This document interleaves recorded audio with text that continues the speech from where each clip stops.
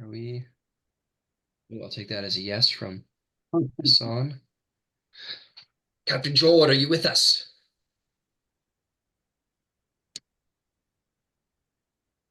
Hey, hell yeah, there we are. All right, let's do this. It's time to get jamming, jamming, spell jamming for you. All right, just gonna do a little shut up here. Okay. All right. Quick thing I want to address. I am working my way through PHP 2024. Um, it's looking good. I'm not fully decided on how I want to handle it because there's some very minor rule changes throughout. Like, for example, which I hate, is that if you get a surprise round, it just gives the other guys disadvantage on their initiative, and that's it. And that is a bummer. But anyway, that's all to say that I'm working through it.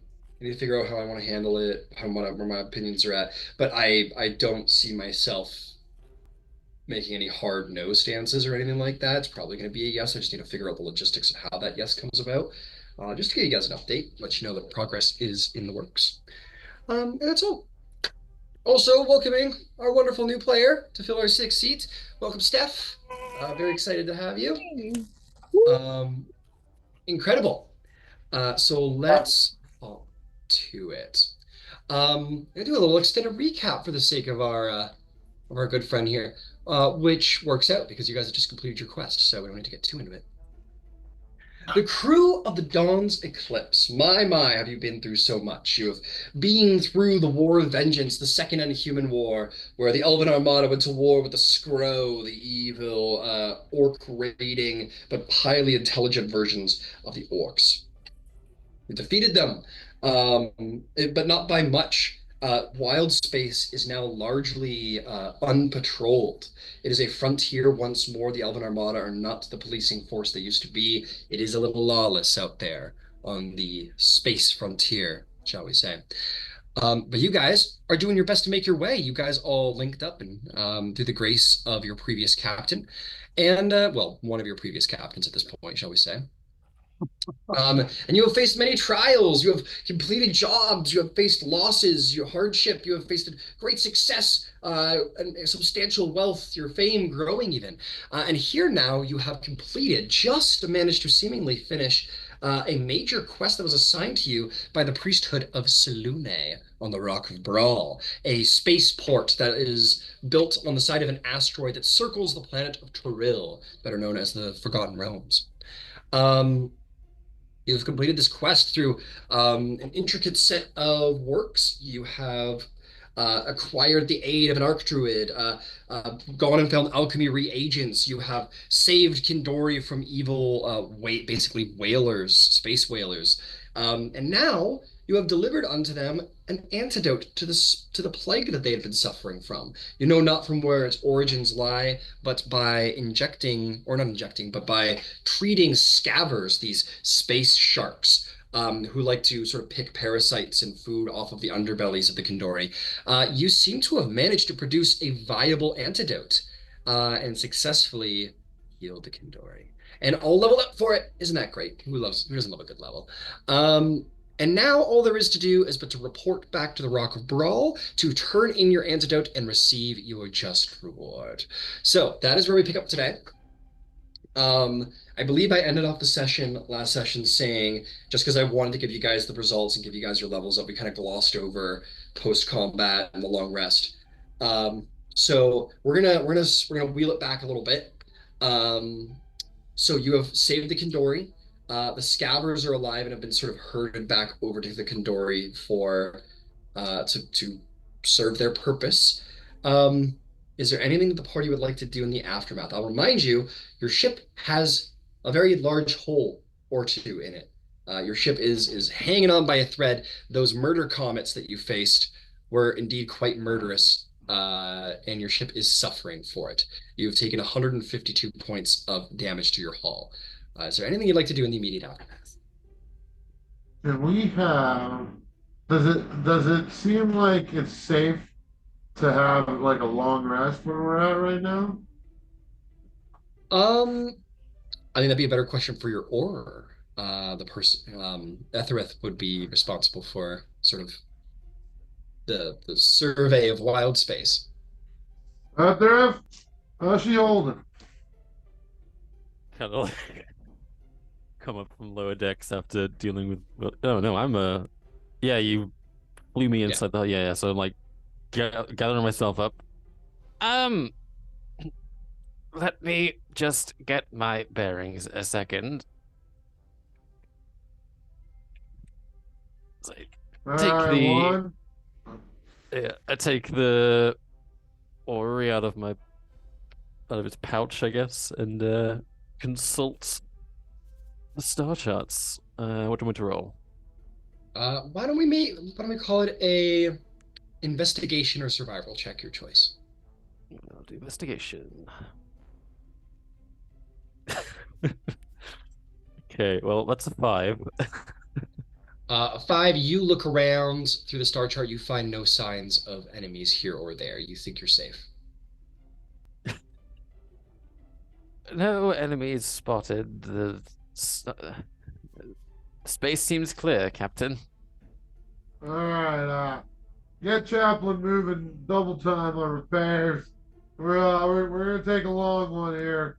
I I'll stay near just in case we have to get out with haste. But yeah, let like tell everyone to take some time.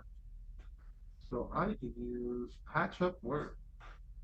You finish a long rest of your other vehicle. You can repair for 10 times your intelligence modifier. I think a nice 40 would do us well right now. So, All right, so you guys are going to settle in for a long rest. That is the captain's decision. And we must respect the captain.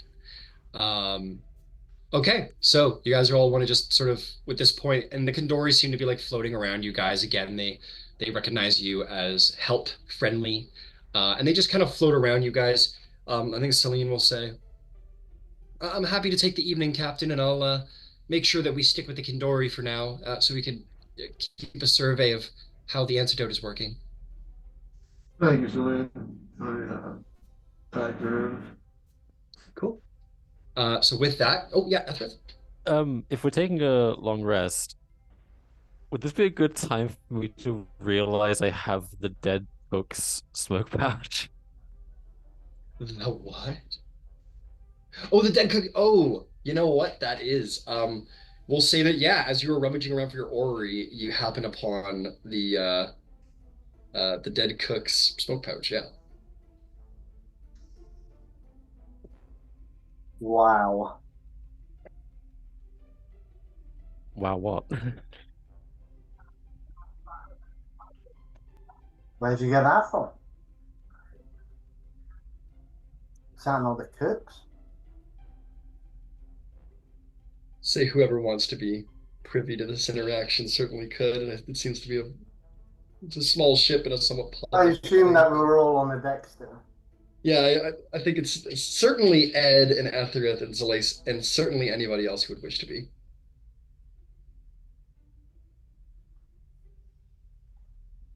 Am I like, can I roll something to figure out why I have this? Sure, make a well, you don't. You have no idea why you have this, obviously. Um, you maybe an insight check. I will. Zalace, make a deception check. And I'm going to. Yeah, I'll let that stand.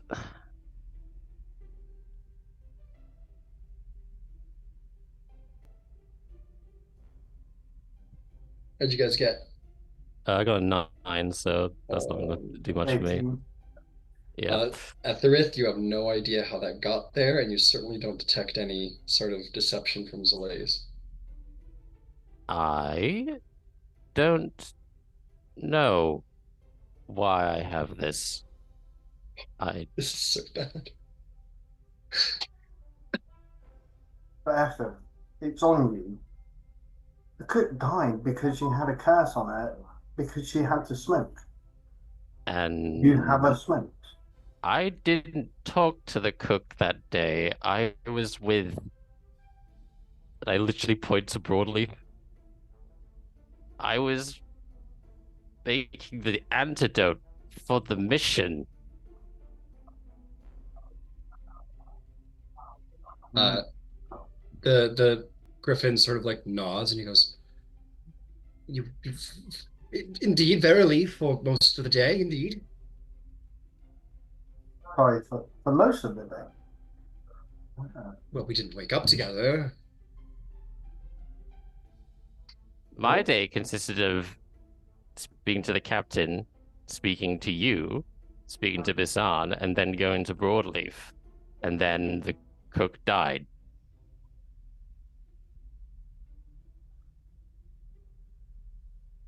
Rowan Mystery. says, was there a murder on the Dawn's Express? I mean, Eclipse? Mm, can't be sure of that.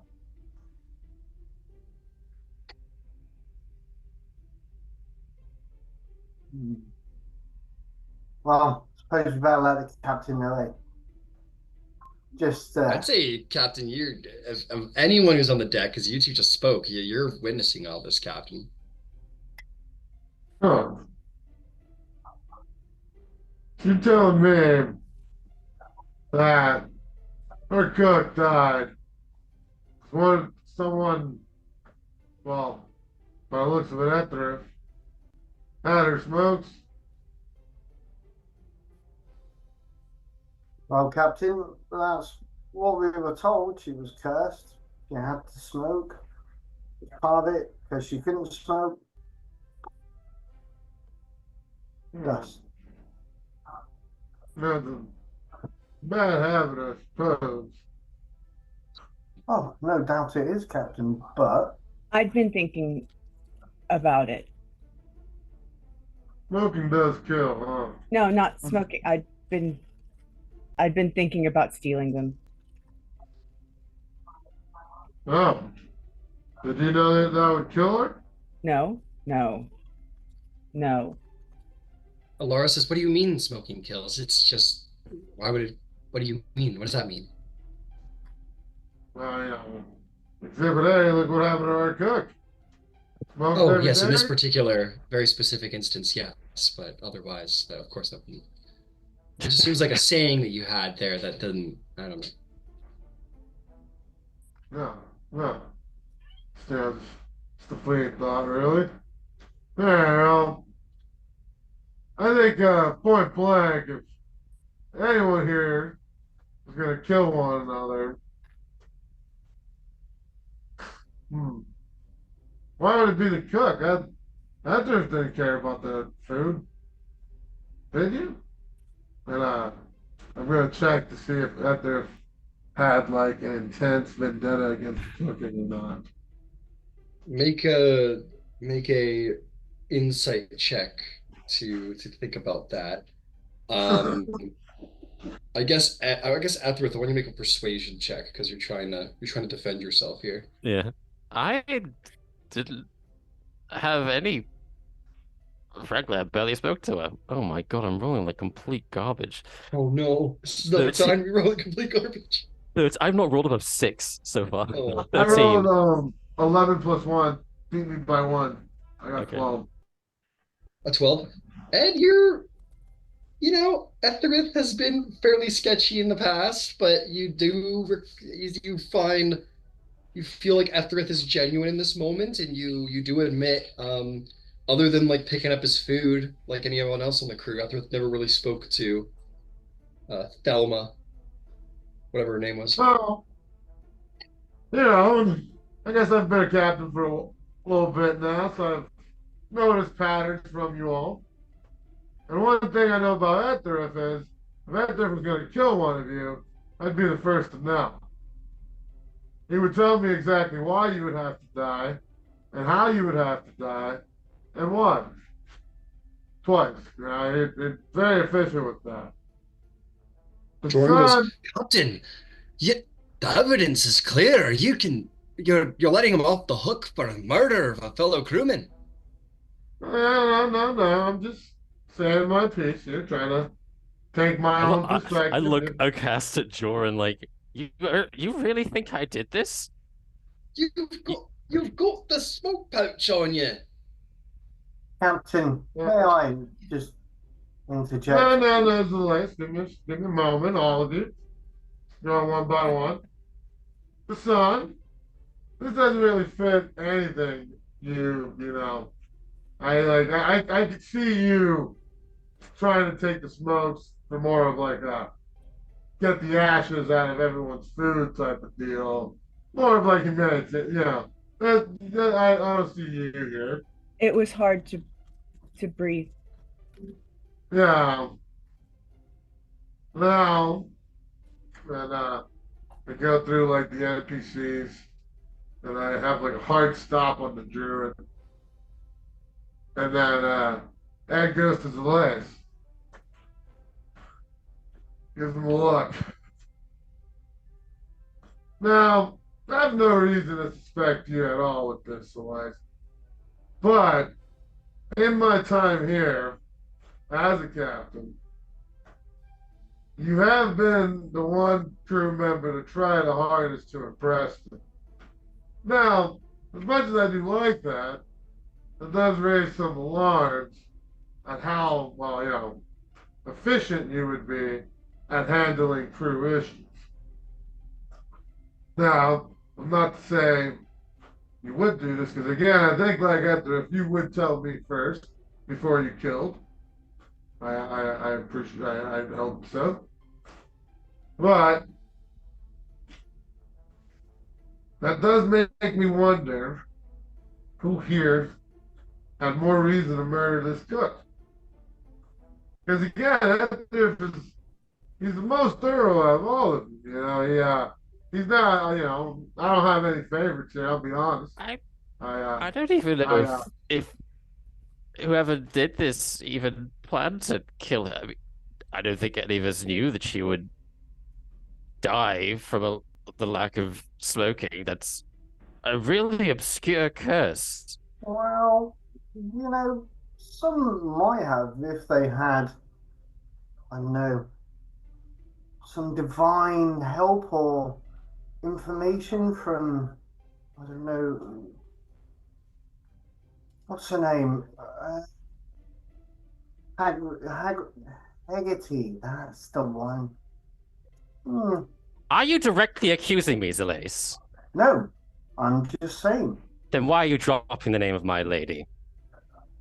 Why are you Because, speaking her name? well, knowing our previous captain as you do, you did tell us that this was something that she enjoyed, was the game, the chase, and all of that. So, Oh, so now you want to know about my lady. I recall the last time I tried to tell you, so you didn't want to hear it. I don't. Alira says, "You're a follower of the witch god." I I look don't. to Allura. I am. She's a god of great darkness and evil. I think uh, I think Jordan's going to say, "Cotton, why are you debating who did it? If you think there's a murder, isn't the evidence clear? You're uh, you're you're well, There is you're no trying to you're there trying is to no reason out who evidence. might There have. is only con, con, conjecture. Well, he's literally holding the kind of sort of murder weapon. You assume he well, knew. here's What do the you mean? big I'm assuming question. he's literally holding it. He took it off of his You back belt. assume he knew the curse. I would have taken because this it was a lot. This could be an accident. The the Make a death. persuasion check. Yep, Hassan, make a persuasion check.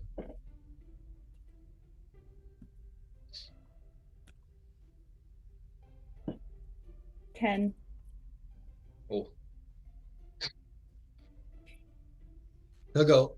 He's like an accident. What? Why? I suppose. Uh, and then you see that kind of placates Jordan. He's like, "That's fair. I mean, no one." And fairness, I suppose no one expected that to happen. How did anyone? Um, and Jordan seems a little more placated by that sentiment that it was accidental. Slays, if you have a direct accusation to make at me, make it with your full chest rather than dance around it. You're dropping the name of my good and pointing fingers at me. So say it. Do you think I killed her? Do you think I took it intentionally? Well, see now this is where it gets a bit complicated. You may have wanted to take the smokes intentionally, but I don't think you intentionally went out your way to kill her because you didn't know about the curse, as the song said. So, The only thief we have on board is you. It's your literal job. wow, wow, really. I get that, Well, but I'm not here to let me step in here. You know what I Let me mean? step in here for you two. Because I wasn't aware you two had a little bit of a thing, you know? I kind of want to just trap you two in a room and see what happens. Not in a weird way, but, more in a competitive Uh, way here. But, Captain, I don't know why he's singling me out so ardently. The last I checked, I saved his life and checked if he was okay after Epoxy left. If anything, you should be nice to me. on my order, too, yes. And Zeleste, again, I will say this. You have a tendency to try hard and to very much act on your own will, just like in the fight with the dragon, which nearly took my life and a lot of the crew's. So that's why I'm troubled here, you know? None of this fits either of your usual patterns. If you were going to kill the cook, you would have done something a lot more, obvious and for me. That's their choice. And again, that thrift has yet to act without telling me exactly why and what. Now, if all this was for Ethter's grand scheme to kill our cook, who I think neither of you here even remember her name, quickly, tell me, what was her name? Not Velma. making any checks.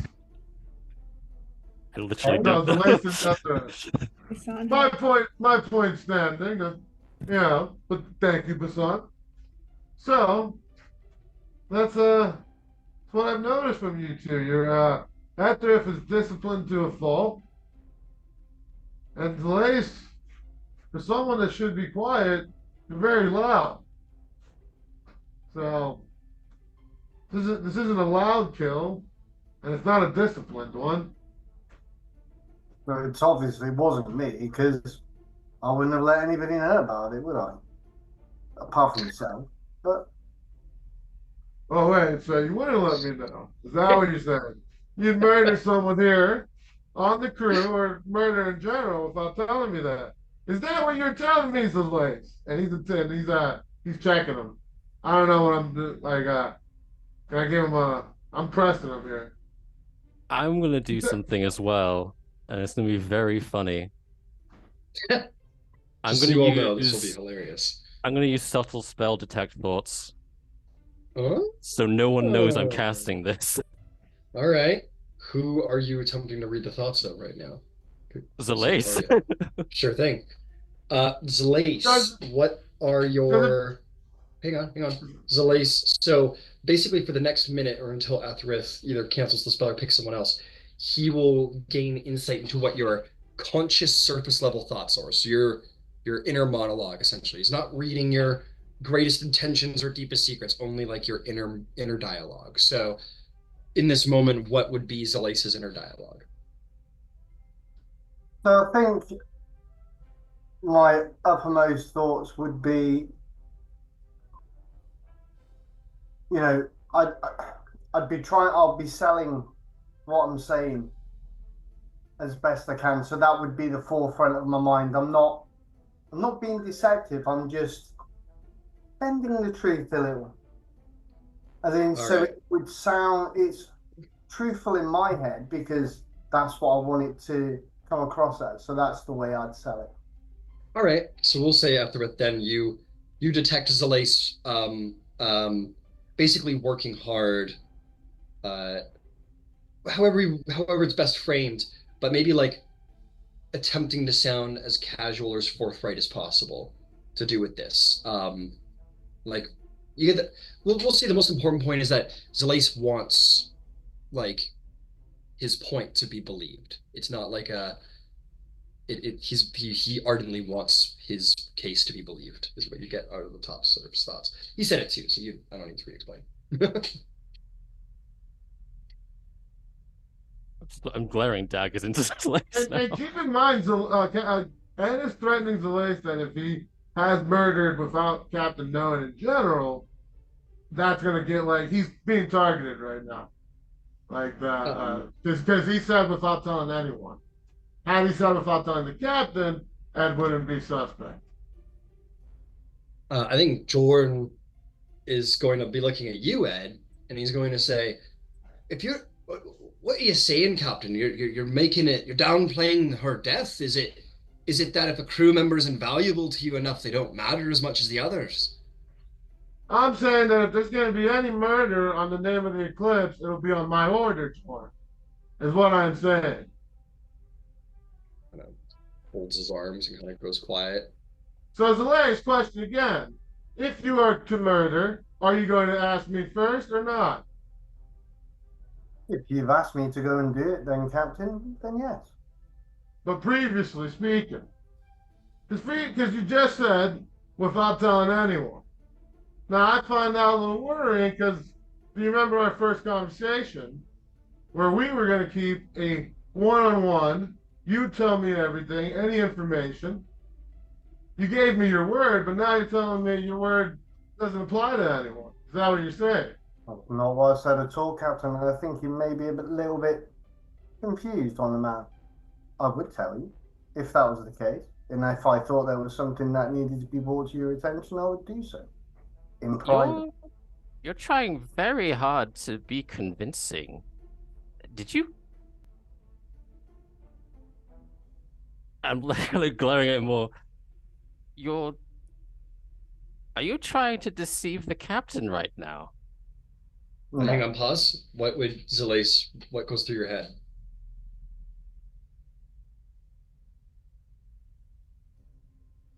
There may a bit of doubt creep in, but he would still trying to be keeping up that front because Okay. that's where Absolutely. it would be. Yep. Please continue. Absolutely.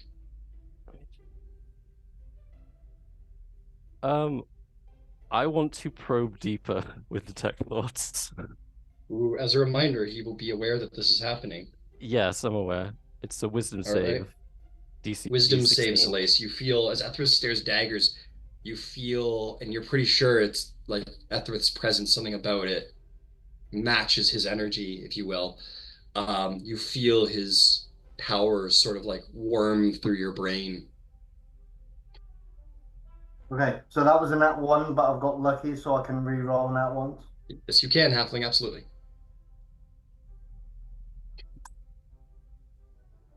Okay, 17. You feel worming through your mind, Zalace, but you are, you have a slippery mind yourself, and you're able to push out his influence, and Ethrith, Zalace's will breaks your spell, and it is ended. I'm gonna look at Etherith. I'm gonna grab my head and then fall to my knees and say, "What are you doing? What? No!" Trying to read your maybe- thoughts, you tool. Oh, make a performance check, Zalace. Why not? Why not?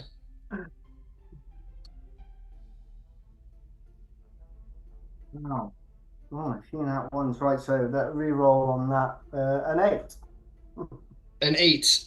Oh no. Check Anyone out his who has a passive insight of 8 or above, or it would be what meets it beats it. So anyone with a passive insight of I think 9 or above would see 16. That'll be the everybody. mellow.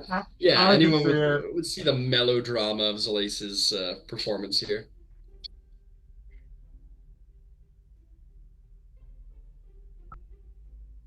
Zalace, what are you angling at here? You had me going here, but that's awful. I'm tired. I'm angry. I'm annoyed. The ship's on its edge. and two of what I thought were my best tools, well, just seem like a pair of idiots if you ask me. So tell me again what's going on. Captain, I can No more wholeheartedly bullshit. say What's going on? I have no idea what Etheridge is trying, apart from trying to get into my head with whatever voodoo that he owns from she who must not be named, I suppose, by now. I have no idea. He has the tobacco pouch. All I said was, how did you get that? What more can I say? If you don't trust me, Captain, that's fine. When we get to the rock, I'll depart. I'm activating making you depart right now. By force. After, explain yourself. What's going on here? Why'd those smokes find you? I don't know because don't. I never spoke to the cook. I don't know why they're in my pouch, which means I don't know how I got them, why I even have them. I only discovered them today, and we've been flying for days. I've been spent the last few days trying to find the damn scavers in Kindori. I'm Jordan, I tired. want these I'm two locked up. angry. Lock them up until we get to the Rock of Brawn, until one of them says anything that's truthful. Um, I want the specifics, and hopefully some time together will make you two work this out. Is that clear? Captain, I'll level you. Lock me in here with him. I'm going to kill him. I think Alara, being a Oath of the Ancients, is going to say, "Oh, okay. Maybe we all just take a break here. Listen. We've been through a lot. It's been a long day, and we should be celebrating. We shouldn't be bickering. We just maybe have saved all the Kindori realm space together. This is a huge moment. Right? We Huzzah!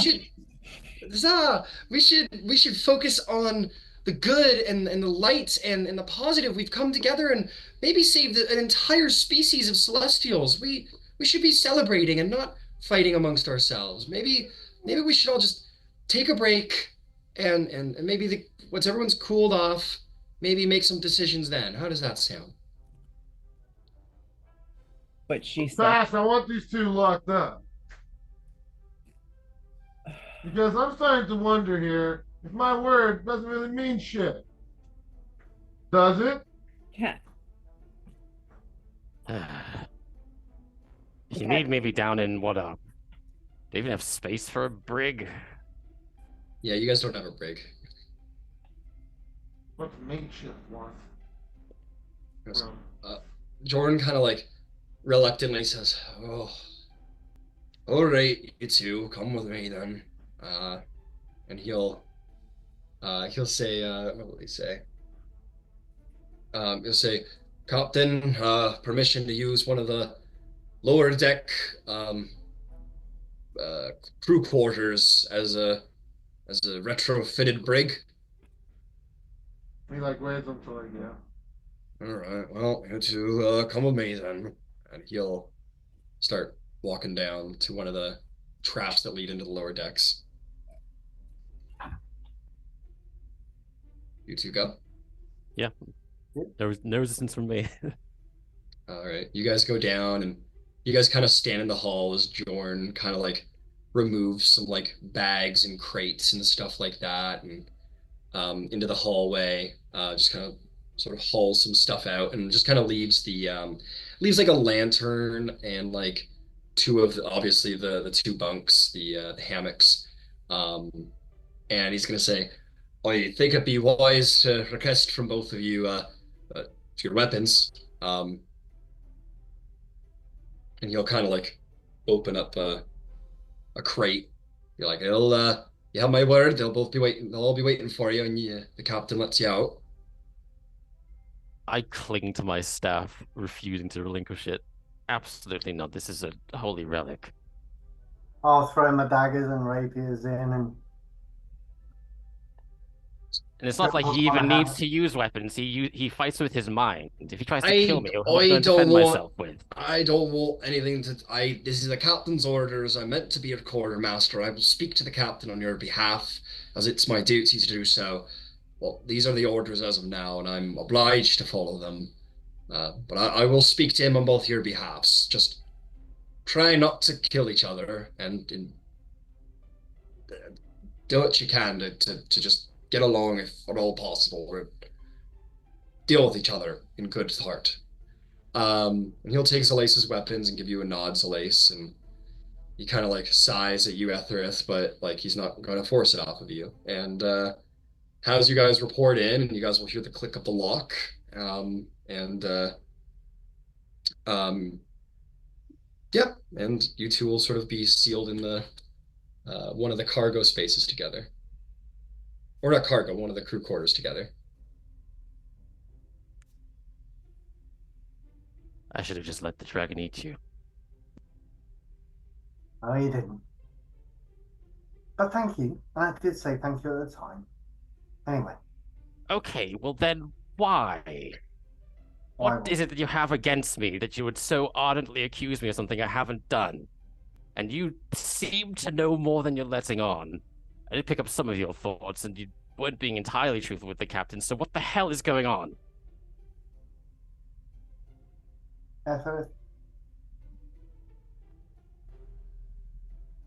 I don't trust you. You're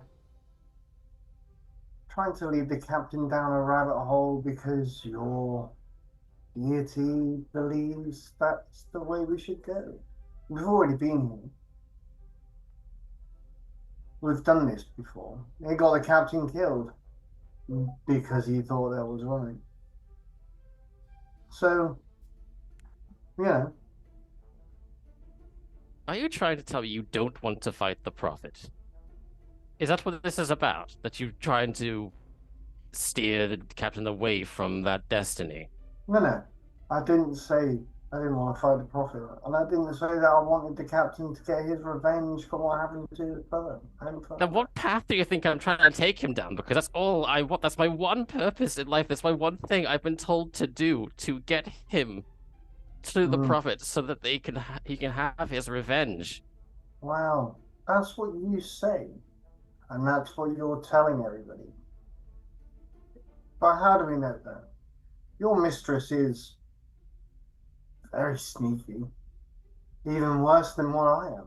You know nothing about my mistress. You don't know the first thing about my goddess. I know that she likes death on a whim and a chuckle and entertainment. How do I know that you're not leaving us all there?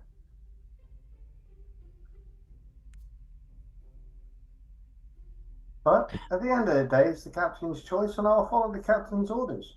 Hence the reason why I'm here. No weapons Ethris, on me, lying Ethris, back, trying to relax. Ethris' demeanor just suddenly like really changes. Fine. I've tried really hard to be a good crewmate to you. I've tried to win over your loyalty because you're right. I thought that when Vash died that I would have to work really hard to win the crew over and earn my place here, but I think with you, I think it's a lost cause. So from here on, I'll be honest with you. My one duty in this life is to bring Ed to the Prophet. Just Ed. Not you, not Basan, not even myself. My only goal is to ensure that the captain amasses the power he needs to go face the Prophet. And that's it. I don't even expect to survive the full journey. And certainly when the journey ends, I expect to be smote immediately, regardless of who wins. So if you, or anyone, gets in the way of that goal, I'm not going to hesitate to disintegrate your bones and leave you to ashes. Trying to frame me for a murder I didn't commit, if that's what you were trying to do. I wasn't framing you at all. All I said was, Why have you got a smoke pouch? Well, I don't know why I have it, but I am starting to think that maybe you do. I Well, don't. at It, least your motives are now clear to me. Funnily enough, the cook wasn't a barrier towards getting to the prophet. If I'm going to kill someone, it's because they're an obstacle, and the cook wasn't an obstacle. So why is she dead? I don't know. And I'm not a thief. I don't play pranks. Wow. Now you've just said, and I'm pretty sure. Oh, is there someone outside? I may have heard you just say that you'll kill everybody if you don't get your way to take the captain. Anyway, it's getting late. I'm tired. Good night. Yeah. Um, I imagine that the rest of the day is a little more somber. Celine kind of reports to the Spelljammer helm to proceed with her duties as she said. Um, you see that there's definitely some tension with different NPC crew members about what's transpired. Um, uh, Griffin Broadleaf looks very like kind of anxious, kind of like looking around. Um, I think Alara is like looking very contemplative as well. Uh, Jorn kind of gruffly walks around. Um, uh, I think Jorn would go to the different crew members, to those guys, and then to Basson and Chaplin, um, and just ask you how you feel about things, because it's his job as the quartermaster to be the spokesperson for the crew. If either of you wanted to send me a little, just to save a little time, or if you wanted to have that interaction, if you thought it was a more important interaction, absolutely. But if it's not an important interaction to you, feel free to just shoot me a little private message of what maybe you might tell Jorn. Yeah, that's all. I would like to have the interaction.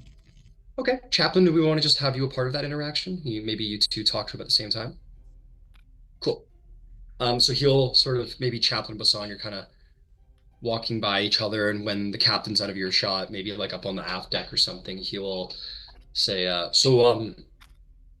my job is the quartermaster to speak for the crew, and you are both part of the crew, important members of the crew. So I'd like to hear how you feel about uh, recent events, shall we say? It was like a paper cut that someone put a dagger inside. It the we have to assume that someone knew that there was a curse. I I don't believe that. Without the knowledge, there's no murder, there's no anything. It's just like, but it should be. And she just kind of looks at him. He goes, "Oi, your point is very, very valid and very a kind one.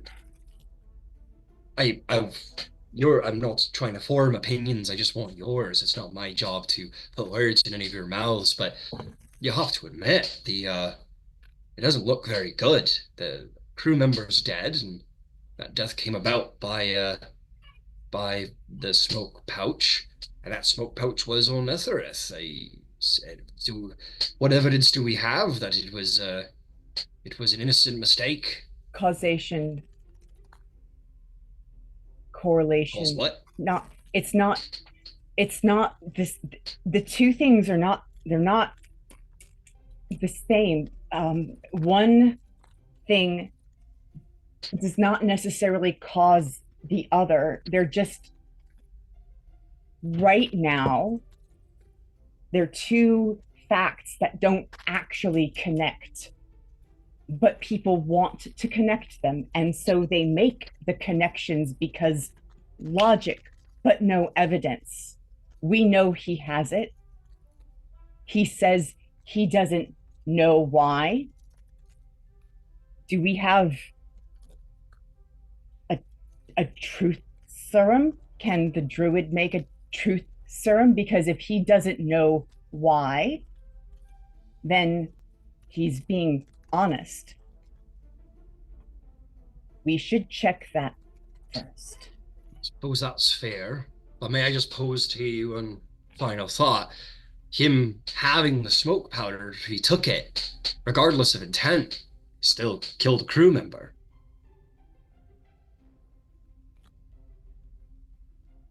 That I don't know. is for late. I'm sorry. Go right ahead, Chaplain. Let's hear from you. Well, I was just going to say, I mean, I don't know. Sometimes things happen that aren't necessarily our intention. I think intention makes a big difference. I mean, I certainly didn't do this one, and I do tend to always be honest in the aftermath. I tend to be honest about my pranks. But not every prank goes the way that it's intended. Sometimes there are hurt feelings on the other side or an unintended consequence. I don't think that necessarily makes the act itself evil. I don't know whether or not Ethereth took the pouch. I know he has it. But I feel like we all ought to know Ethereth well enough to know that he was probably not intending the consequences of some weird curse that ties a smoke pouch to turning someone to ash. I don't even know if anybody's ever even heard of such a curse. Yeah. It just doesn't seem like Ethereth's type of thing to me. I mean, and I don't think it seems like anyone's intended type of thing. I mean, I'm honestly a little surprised that I've not been questioned about this further. It does seem like my type of thing. I didn't do it in this case. It does seem like Chaplain sort of thing. Well, so you think it was a good chance it was a prank going wrong? I mean, that's what to me, a lot of things look like a prank, but I'm just saying I could envision a situation where, I might have done the exact same thing. Honestly, if I had seen her tobacco pouch sitting around, I'm not saying that I wouldn't have grabbed it and stashed it somewhere just to try, to lighten everybody's mood. Would I then be responsible for her death? Yeah, I suppose so. That doesn't necessarily. I'm not sure that that's the same as making me an intentional murderer. It's more, if somebody left a box lying on the deck and someone tripped over it and fell overboard and got eaten by a scabber or whatever. Like, I don't think that makes them a murderer because they left a box laying there. That's fair. So, of course, I'm not going to pick people out. I would hate to make anyone the target of ire, but when I speak to the captain, at least as far as your parts go, you want me to say that it was an accident and that he should be given a second chance. Yeah, it's my opinion that I don't think there's really necessarily anybody on the ship that intentionally caused the cook to die. It's an unfortunate accident that happened, but that's more the work of the curse than of someone, relatively innocently or lightheartedly lifting a tobacco pouch. I don't think we can be blamed for, or held to blame for, these sort of irrational, obscure curses. If Soleil has a magic biscuit and I steal a little bite of it and he dies, am I to blame for his murder then? Like that seems a little harsh. Well, in fairness, I personally don't know a lot about magic. If you magicy types are telling me that it's a really obscure curse, then I'm inclined to believe that. But again, it's not my job to believe or make judgments. It's my job to advocate for the crew. So, thank you for your honesty. And I'll be sure to relay your concerns to the captain, anonymously, of course.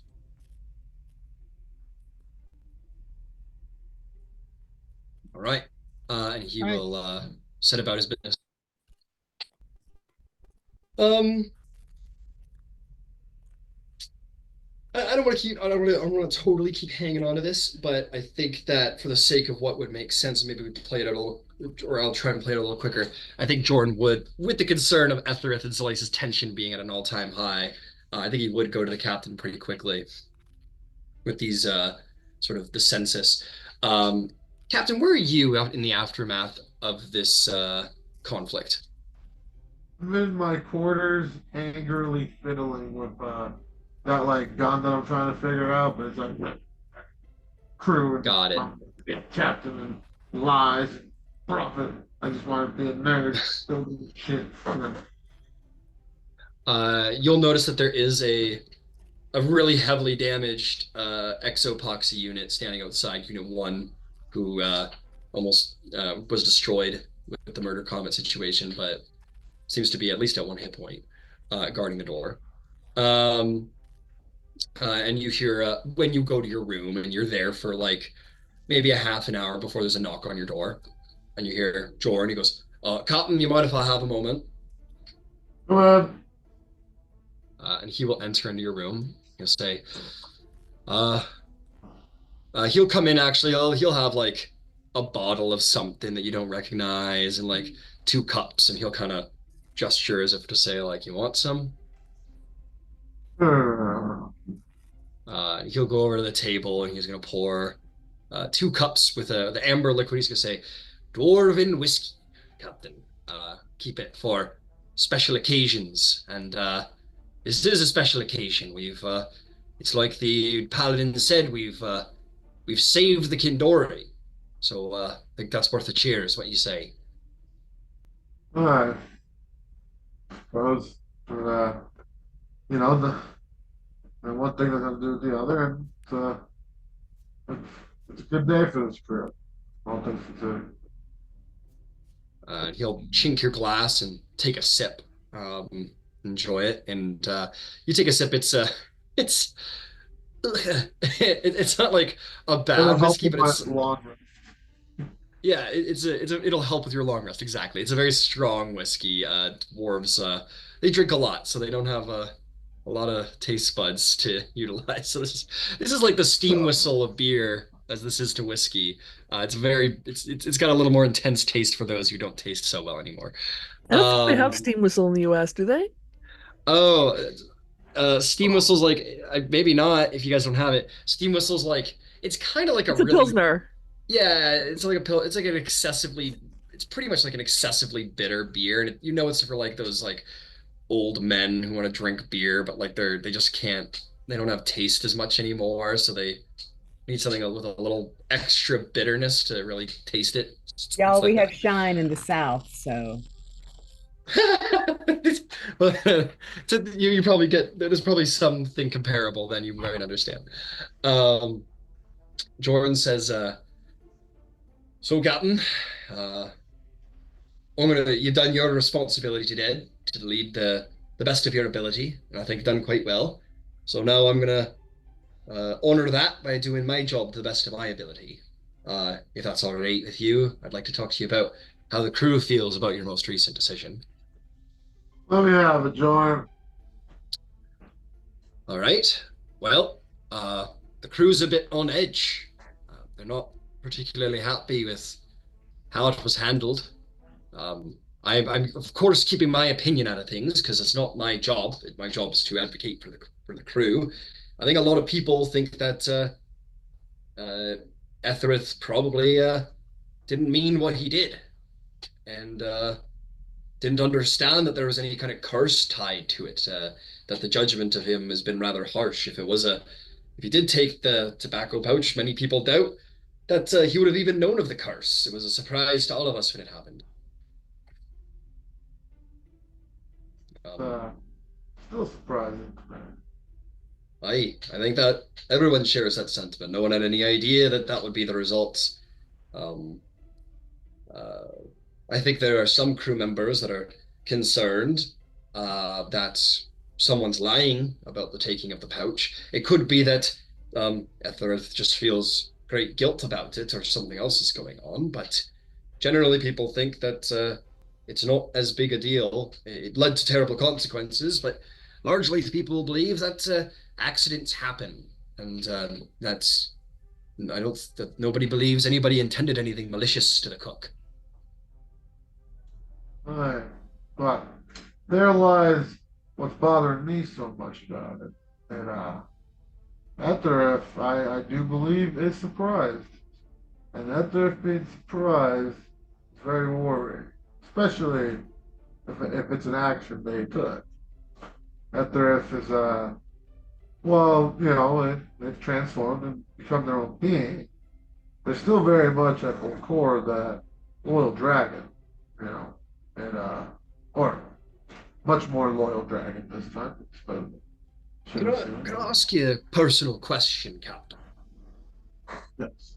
Go for it. We encountered the much larger lunar dragon on the moon a couple days ago, and it was very, very mean beastie.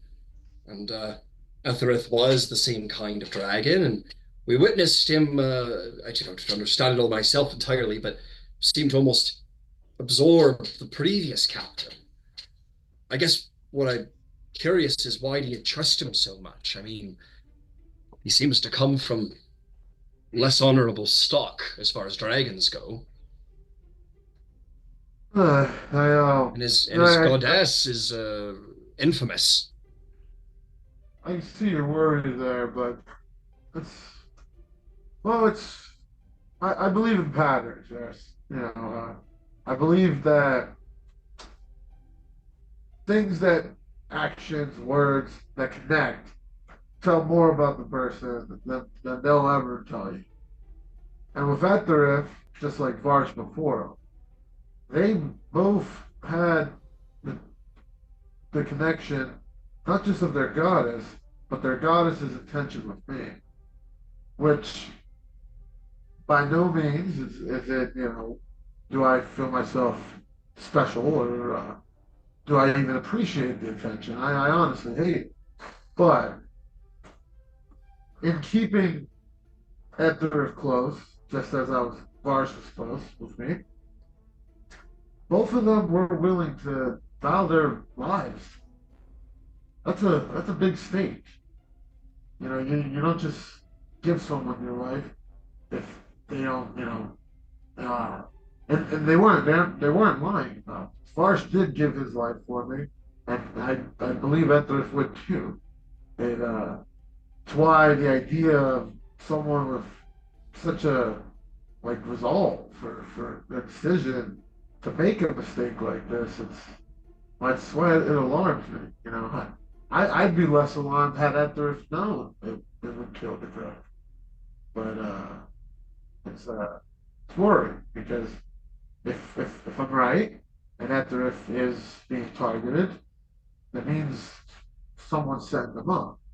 If I'm wrong, which I could very well be, that means that Etheriff's goddess is playing them as much as she's playing the universe, which I can't tell you yes or no there, but all I can tell you is two people have vowed their lives to me and on behalf of this goddess, and one of them lost it. So until this one loses it, I think that trust their not their overall decisions, but ones that would mean me. Etherf has given me every word they do. Any action Etherf takes, I know. He'll nod and absorb your opinion. He'll finish his glass, and he'll kind of like stand up and kind of pour you one extra before he goes, like for the road. And he'll say, "Well, Cotton, you you're clearly a smarter man than I, or a smarter person than I am, and um, but all I'll say is, for what little I know of dragons, I know them to be prideful and vain, and especially greedy, and that this person you trust so much devoured the soul or the body or whatever of the last captain. Just be careful that you're not the next. That's all I'll say. And Don't want to be be. careful, because I know you have faith in Etherith, but and that Etherith is sworn to serve you, but do you think he'd choose you over Hecate if Hecate changed her mind? By the way, Etherith relinquished his weapons. Etherith will not. He'll pat your shoulder and say, just be careful, Captain. Just be careful. And he will leave you with that thought. Up to it like random transition scene looking out. Yeah, definitely. And with that, I think we should settle into the long rest, perhaps. Everyone will sort of find their way to their various bunks. Is there that we need to, anything that needs to be done, or anything that would happen as the night progressed? 40 HP. Right, you work away. You can add 40 HP to the ship.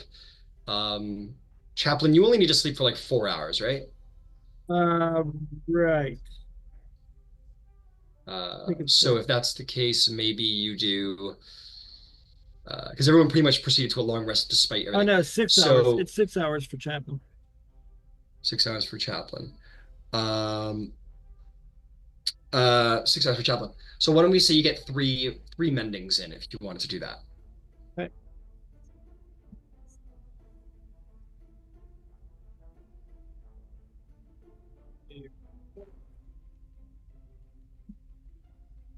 Ryan, have you read the messages? Yep, I'm over there right now. I think that's 33 HP. 33 HP. Yep. So 40 and 33, so that is 73 health to the ship. By morning time, give me about a moment.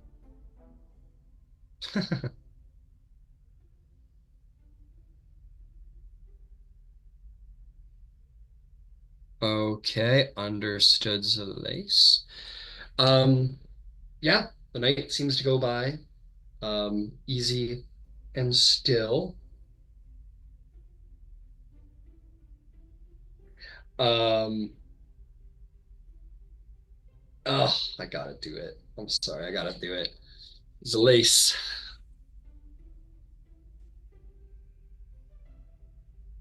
You sleep, you dream, and as you do so, you find yourself in that dark presence once more.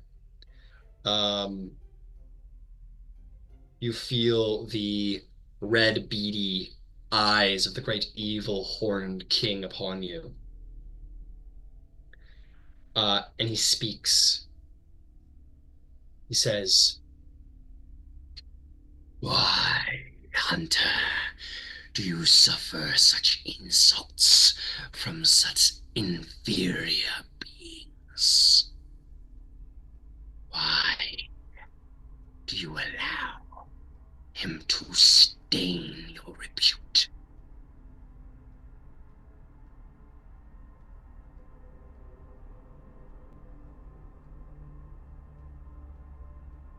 People,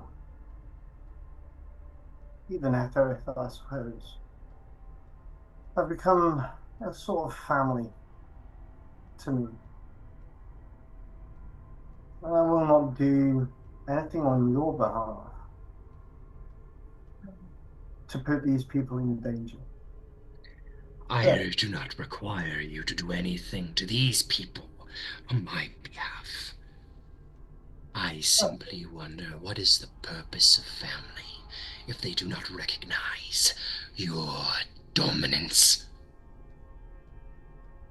Because that's not how they see me. You, on the other hand, do. So I'm in a quandary. I either distance myself from this family so that they are not hindered or brought into my realm of this madness that I may be going down. Or I turn on you. So I can go two ways. I can shun you now and take the consequences as it happens. Or I can make it so that I lead these guys in a way that makes it better for me to become one of your. It is amusing to think that you have power over me. Oh no, I don't think I have power. Not over you. I have power in what I decide. I either come with you and be your slave and hunter and go and kill whoever. Or I say no to you and I take the consequences, whatever that may be. I'm willing to do that. But I'm not willing to put these people on this ship in any danger whatsoever. I will not do that. I will reiterate for you, small one. I do not require you to exact revenge or slay this family of yours for whatever purpose a family may serve that you see. I do not ask anything of you now in this moment, and I have not taken you as a slave. We made a deal, and I have empowered you for that deal. I am curious what kind of hunter you are that you would let your superiority be questioned. I ask nothing of you for these people. I simply seem to wish to understand. You knew what my purview was when we joined together. I intend to rise you up, make you the hunter that all would fear across all the realms of Astral Sea. And you let them step on you like a rabbit. I wish to know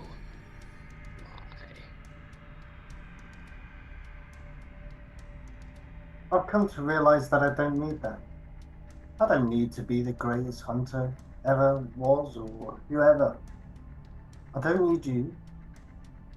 I did this because you put my friend in an impossible position, and I wanted to keep her safe, or them safe, should I say. And I feel now that where they are, there's not a lot you can do to them. I may be wrong. They're secluded on a nice little planet, tucked away, no one else on there. No means of getting to and from anywhere. No. I believe that she is fairly safe. So that makes me feel I don't need to do anything with you. I don't need to do anything for you. I don't need your powers. I've never used them. So you can take them. You can have them back. You wish to go down this path with me. You wish me to take back all I've given you.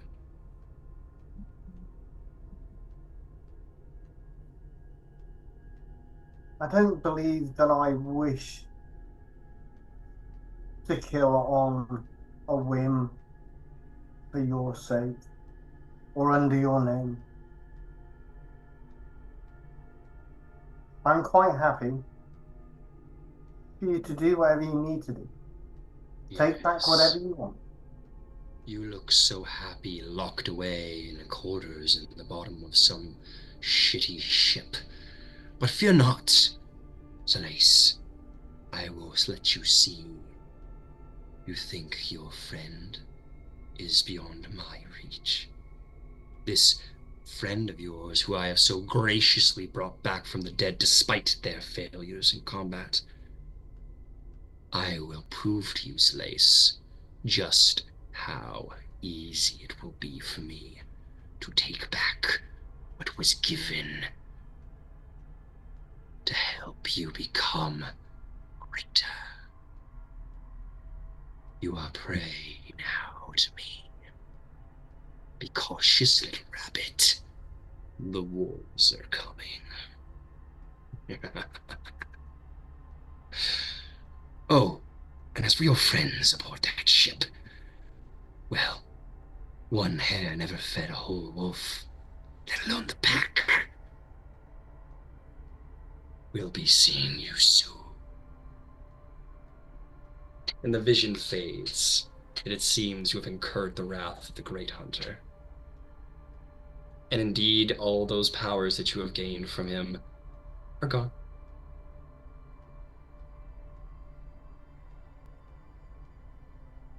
We would have fed him kills. We, we just needed to know. Oh, Epoxy's in trouble now.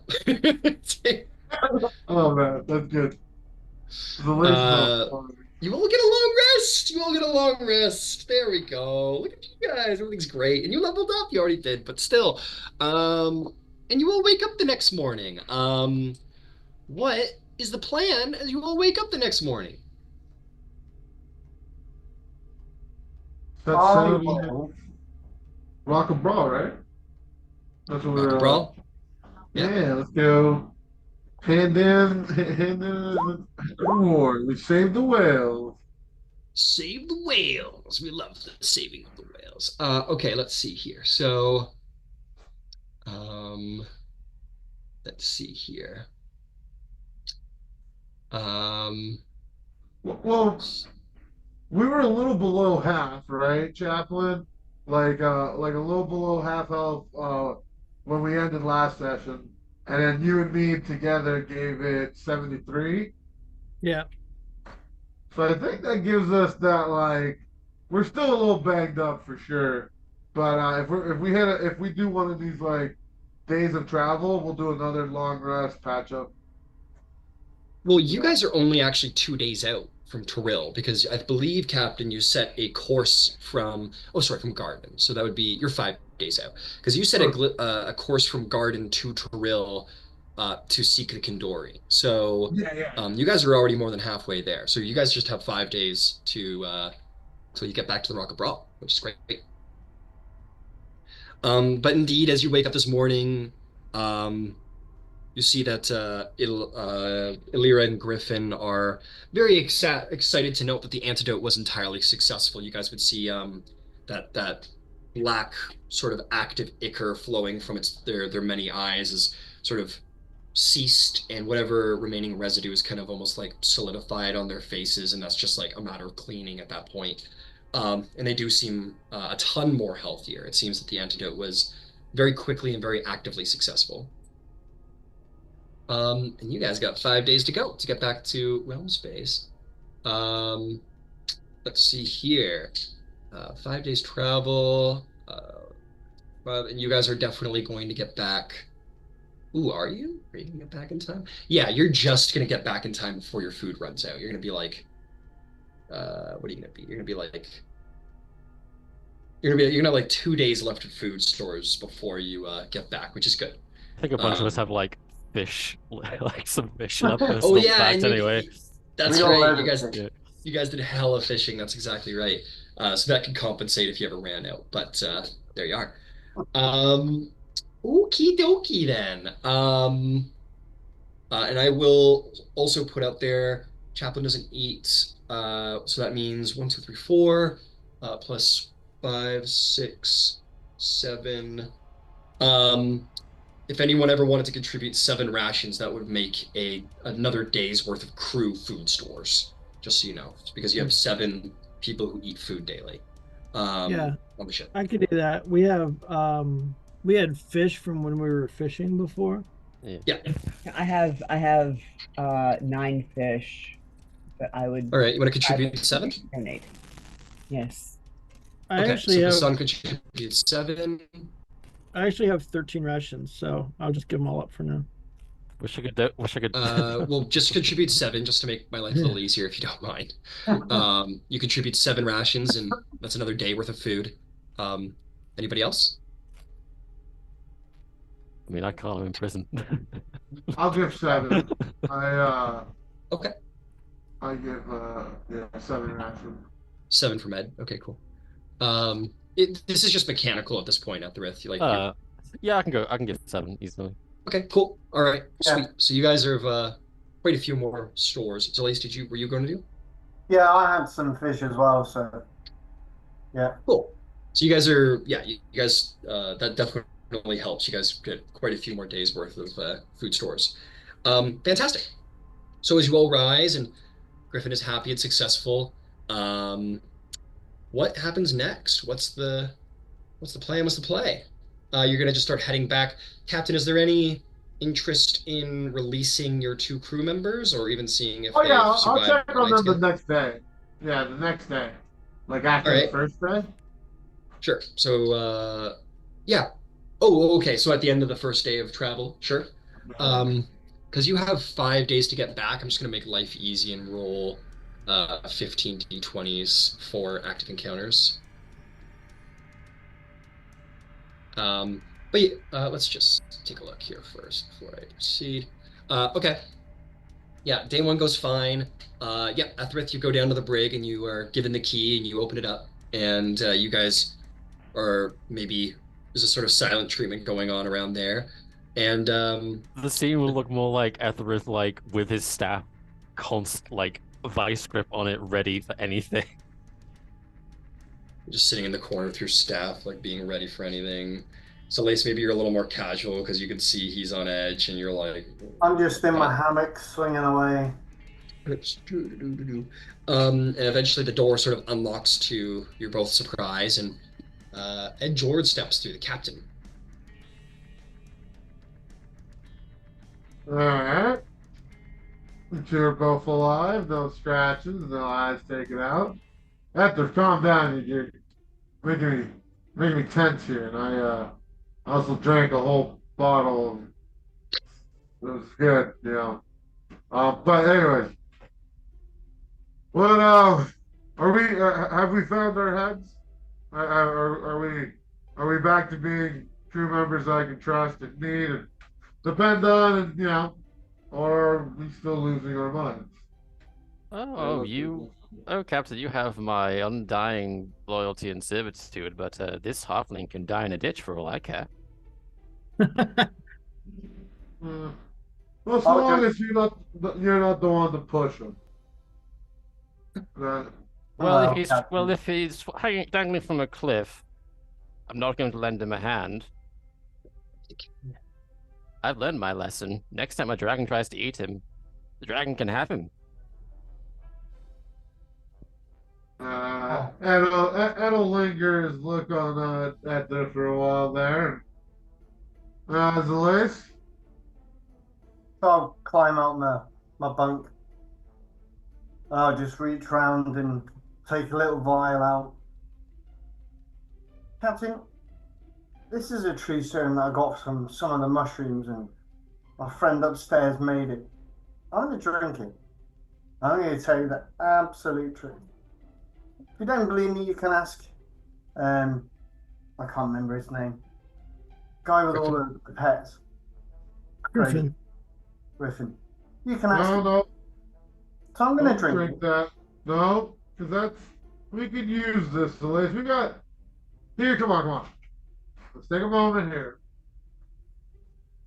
I need to explain to you two exactly why I'm this angry. I, I felt bad for the chef's loss. You know, she wasn't the nicest of people, but still, it was a death is a death. However, it's not why I'm angry. I think, and you two aren't alone in this, but I think you two are forgetting exactly why we're here, what we're here for. That's the lace. Look at that truth serum there. You're gonna waste it on trying to prove yourself truthful when you can just tell me the truth and I'll believe you because I do still trust you just like I trust that there. And we can save that truth serum for when we catch someone that might give us a lead on the prophet or my brother. See, that's why I need your heads. I need your heads in the mission.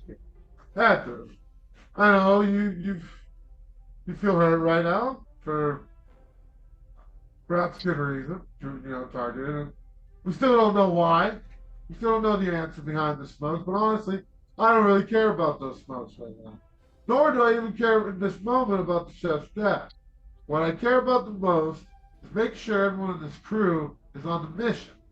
Now, Zalace is an important part of our mission.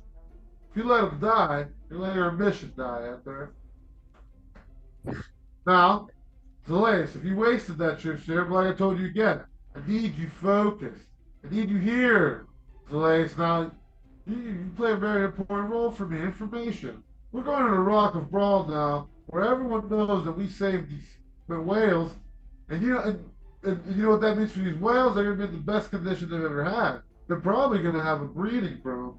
Next thing you know, it's going to make every fisherman here going crazy. We have targets on our back for each good deed we do, just as well as any bad deed. So I don't need you over there being worried about where your stance in the crew is. I need you over there absorbing every information I can get. After, if you're a diplomat, right now, if for whatever reason, you're making yourself a good target for murder, that's not the role I need you to fill. I need you to be diplomatic. And it, uh, it's a battle of words. Now, I understand your image was attacked, but I need you to take that and make it better. I need you two in the roles I assigned when we started.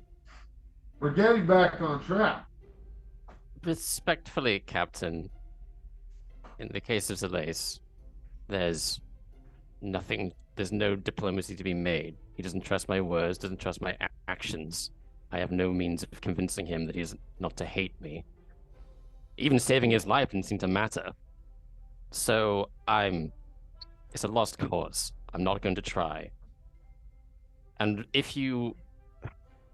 I personally consider him to be an excessive liability that will jeopardize the mission for the future. But if your order is to preserve his life, I will follow it.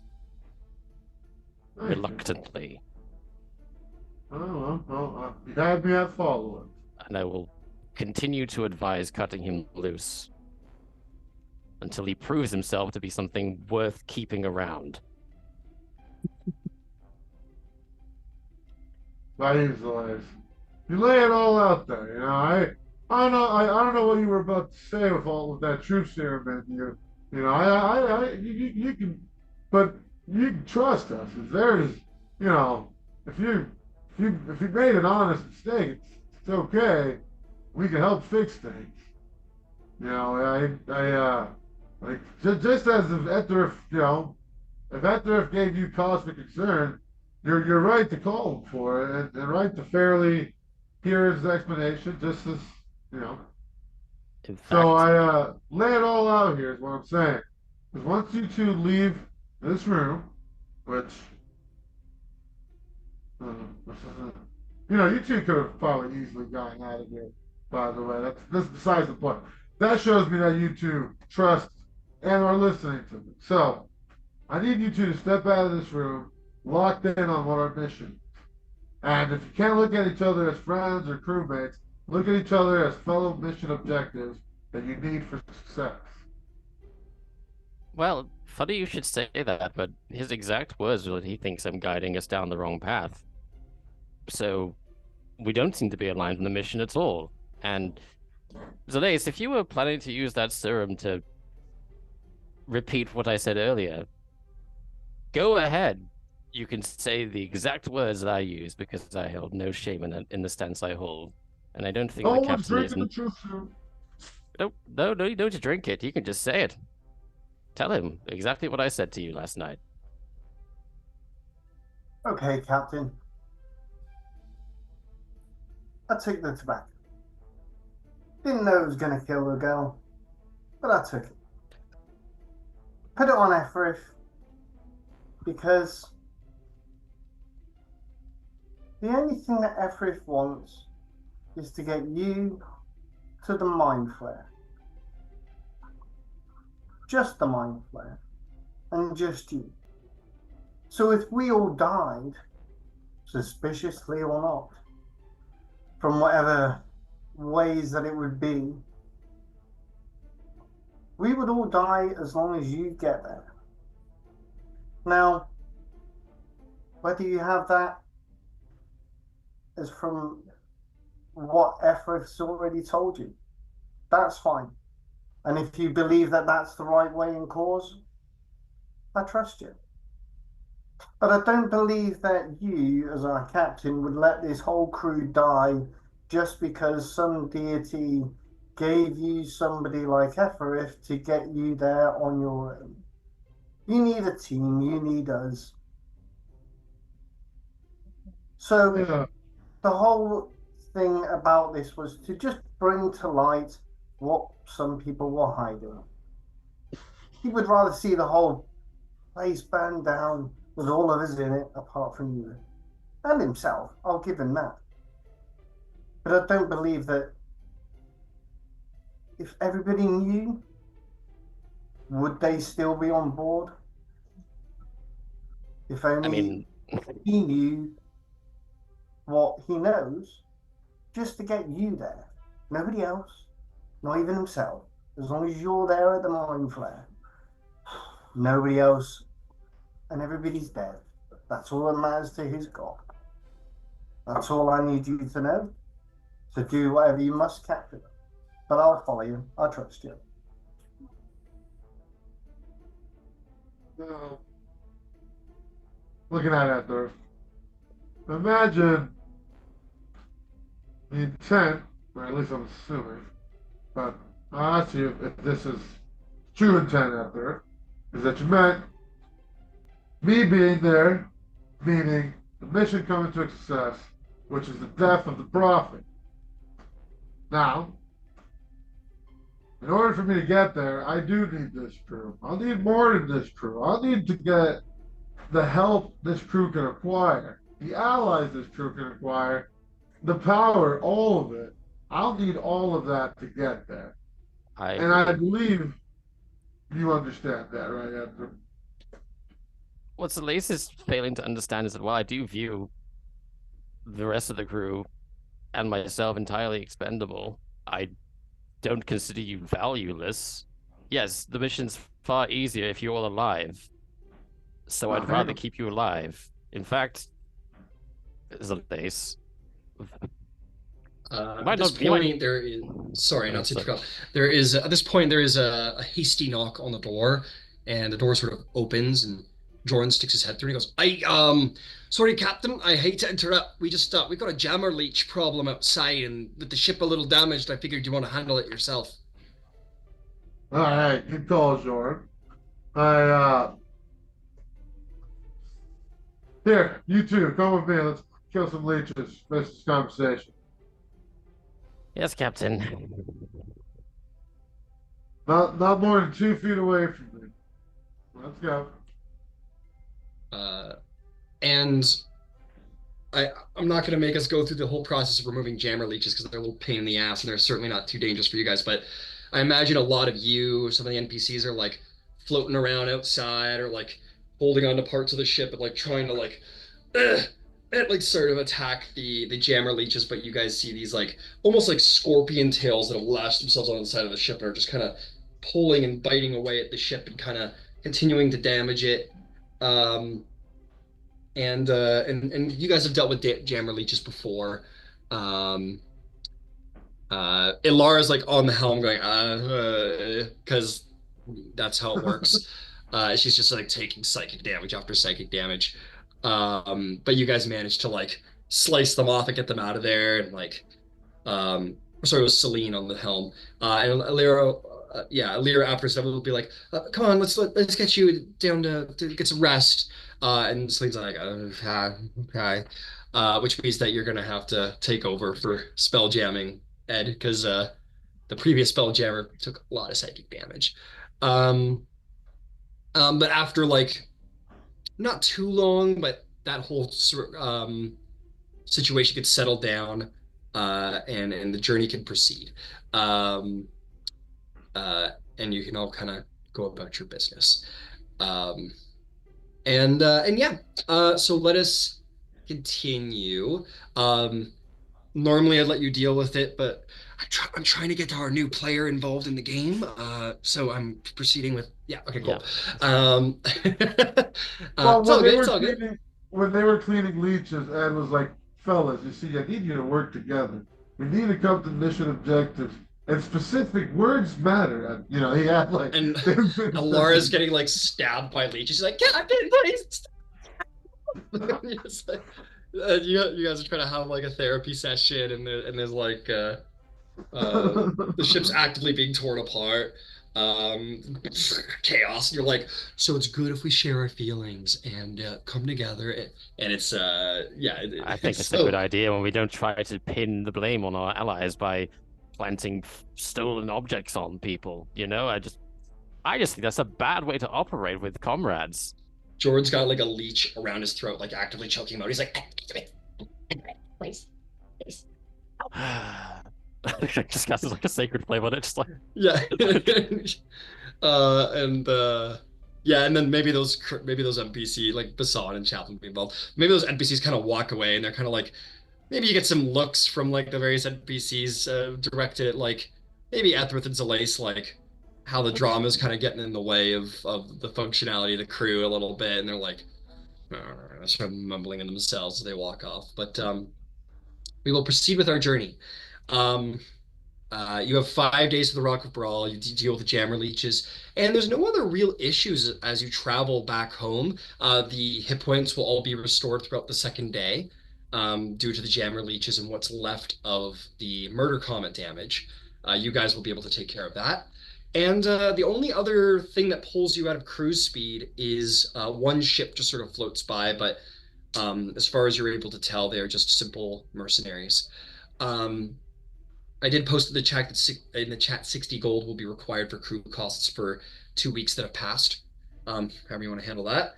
And at a certain point, Griffin's going to go, lovely to be a part of such a fine crusade for good things in this universe, such beautiful creatures. Though verily it is perhaps time I depart, for um, I want to. So great times, and you know where heads to find me. Back, of course, in Gardens Moons. And I wish you all the fame and fortune you possess. But good day. And he will tap his staff on the ground. He's gonna sort of like fall back into the floorboards as the wood literally like opens up and like sort of swallows him, and then like the horde of like squirrels and foxes and mice and all just like jump into the hole and like disappear, disappear below deck. All save but one fox who kind of like bonks his head on the floor and doesn't quite get in time and kind of and like is like pretty sad because he got left behind. So you guys have a fox. You got a fox now who's like is like kind of moaning and is like sort of his tail goes between his legs as he's like left alone on the ship. That's gonna fly. Basan, make me an animal handling check. It's not my greatest skill. Okay, give me a second. Well, if we're running out of rations, You're not anymore after the fishing. Doesn't hurt to have I see more. I see we're downgraded from killing cooks to killing animals. It's a 15. And the look Bisan levels at Zalace at the mere suggestion that you hurt her friend. You open your hands, Basan, and the little fox sort of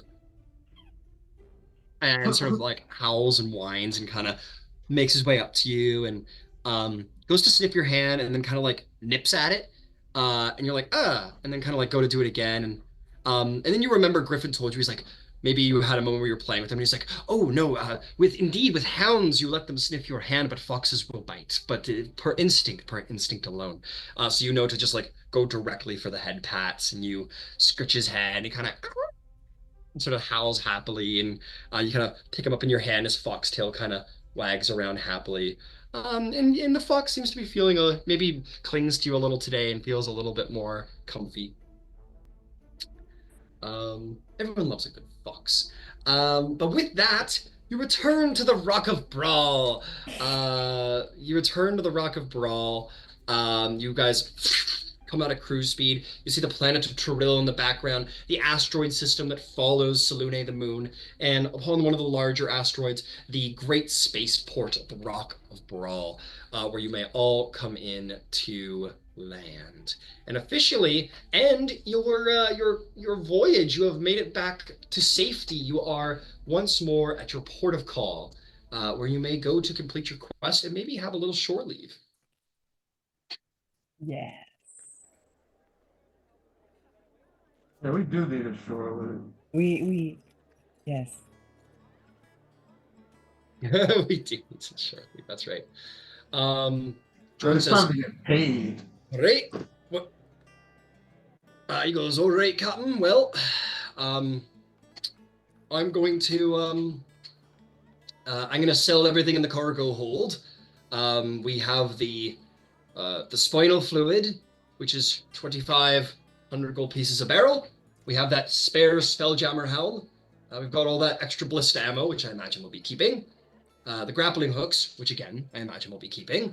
And then we have all that raw coinage still to be distributed, about a little more than 13,000 gold, if I'm not mistaken. Oh, also, I thought we sold those giant cannonballs, Captain. They're still in the cargo hold. Did we not sell them? From the gift ship, didn't we sell those back in Garden? They're still down there. No, I was trying something, but I think I'm gonna need to work on them a little bit more. So I think you can sell those too.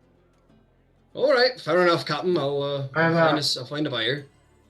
And Jordan, once you all collect the pot, give the crew a 50% bonus for a job, for the whales.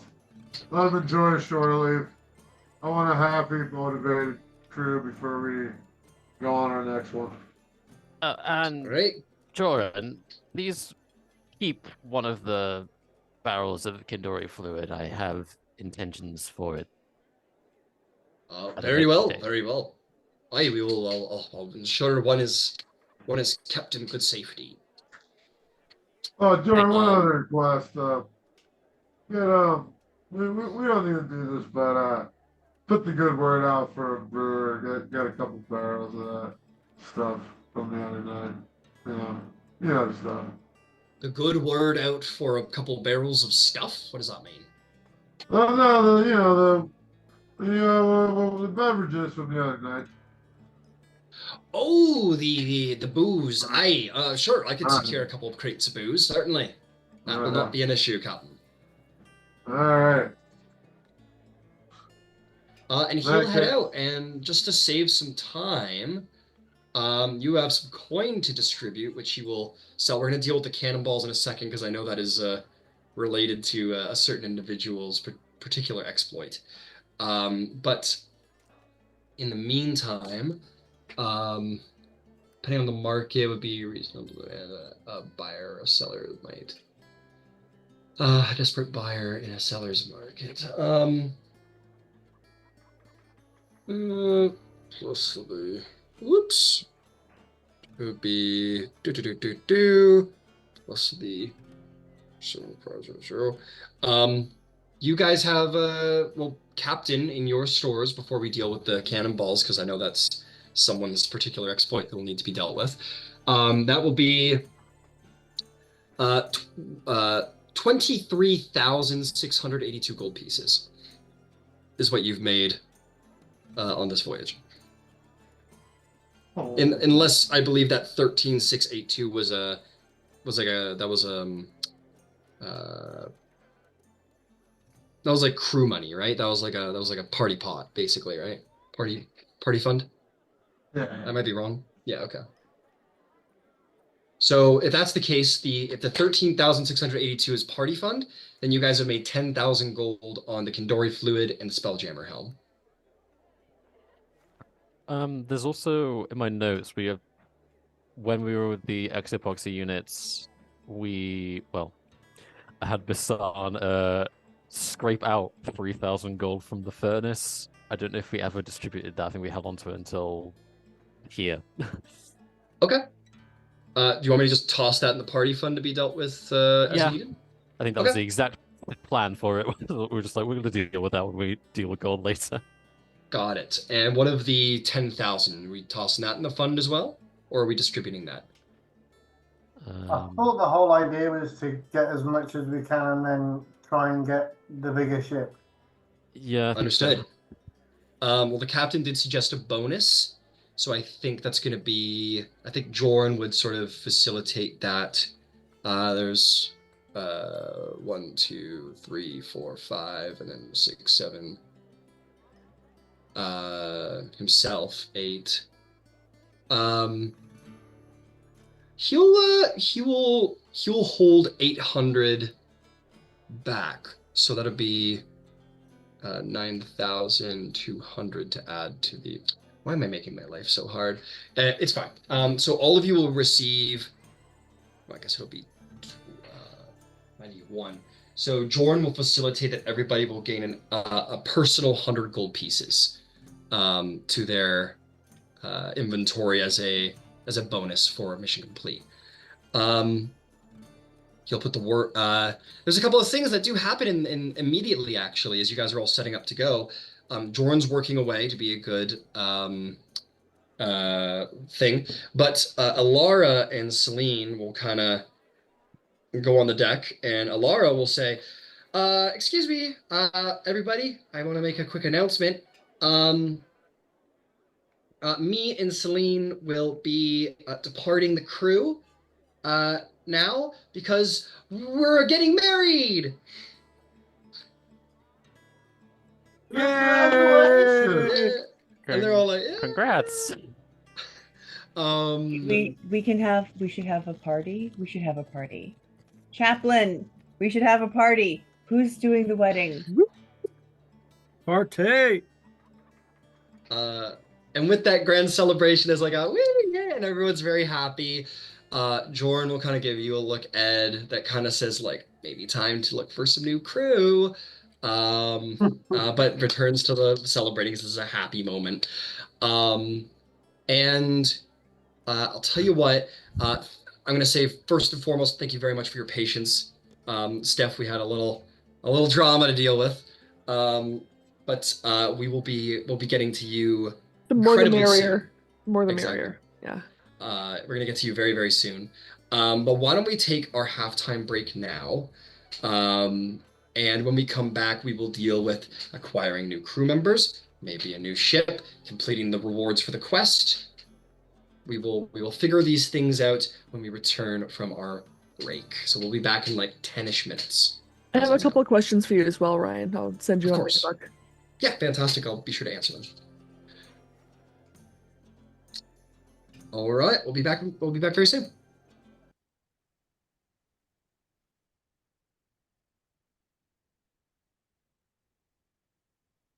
And I would just pick another team for the year. They're making the Giants look like a Super Bowl contending squad. We're not Like, supposed to. We're not supposed to talk about it, AC. I just checked my phone just now. Blew my mind. Brutal.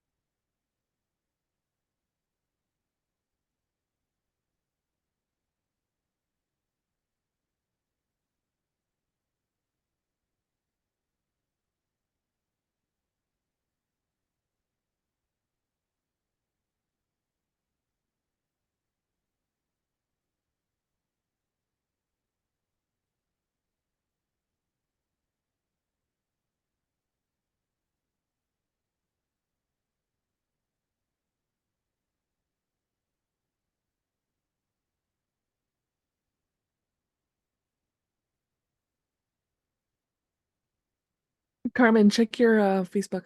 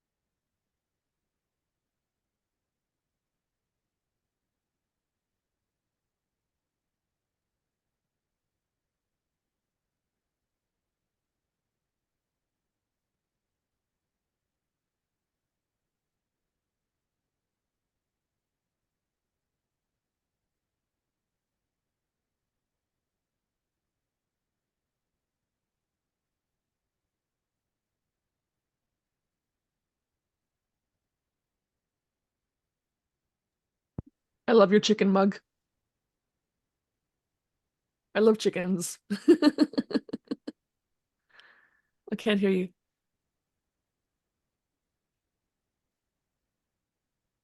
It's it was the biggest mug I could find at the time, so that's why I bought it.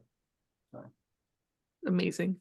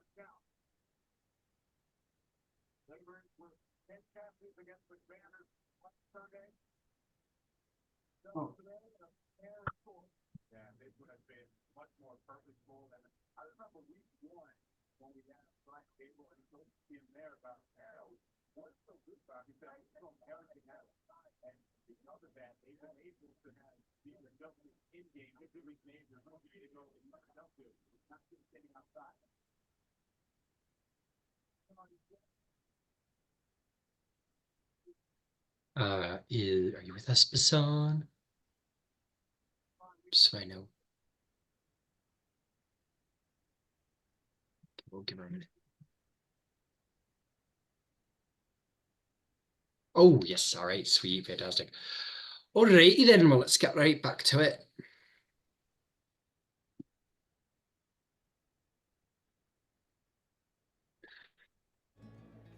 Okay.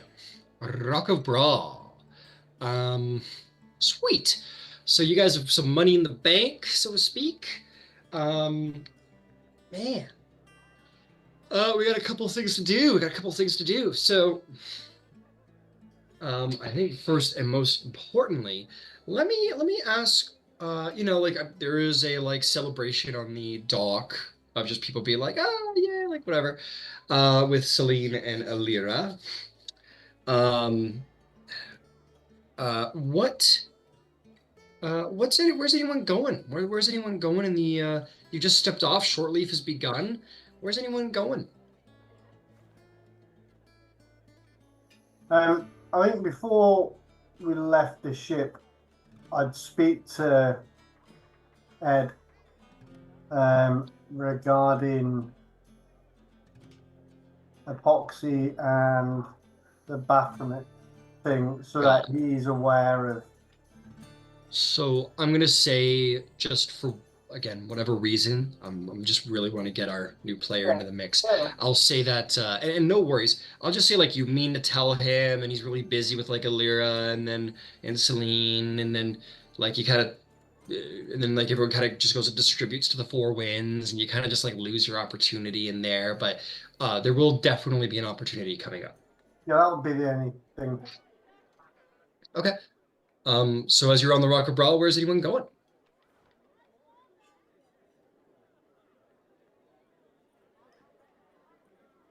I was going I'm to go gonna hide out in Chaplin's dungeon bar. Okay.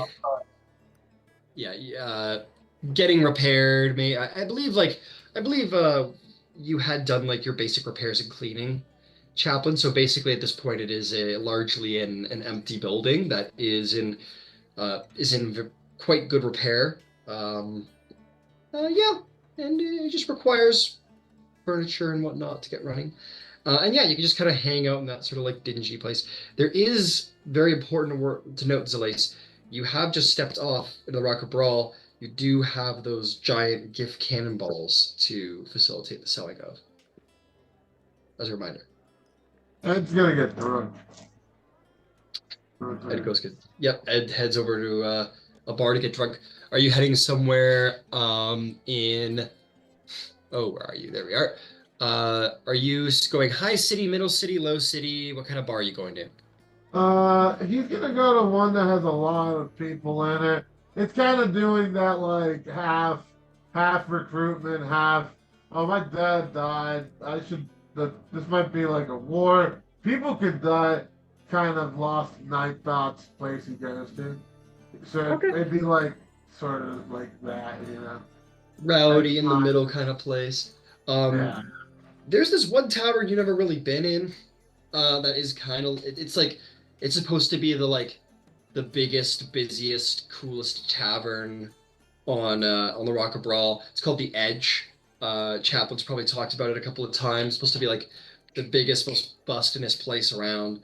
And you head in there, and you see that it is very popular amongst uh, travelers from far around. If you're looking to recruit people from here and there and far around, you're certainly in the right place. There's no small amount of bar or the possibility of drink.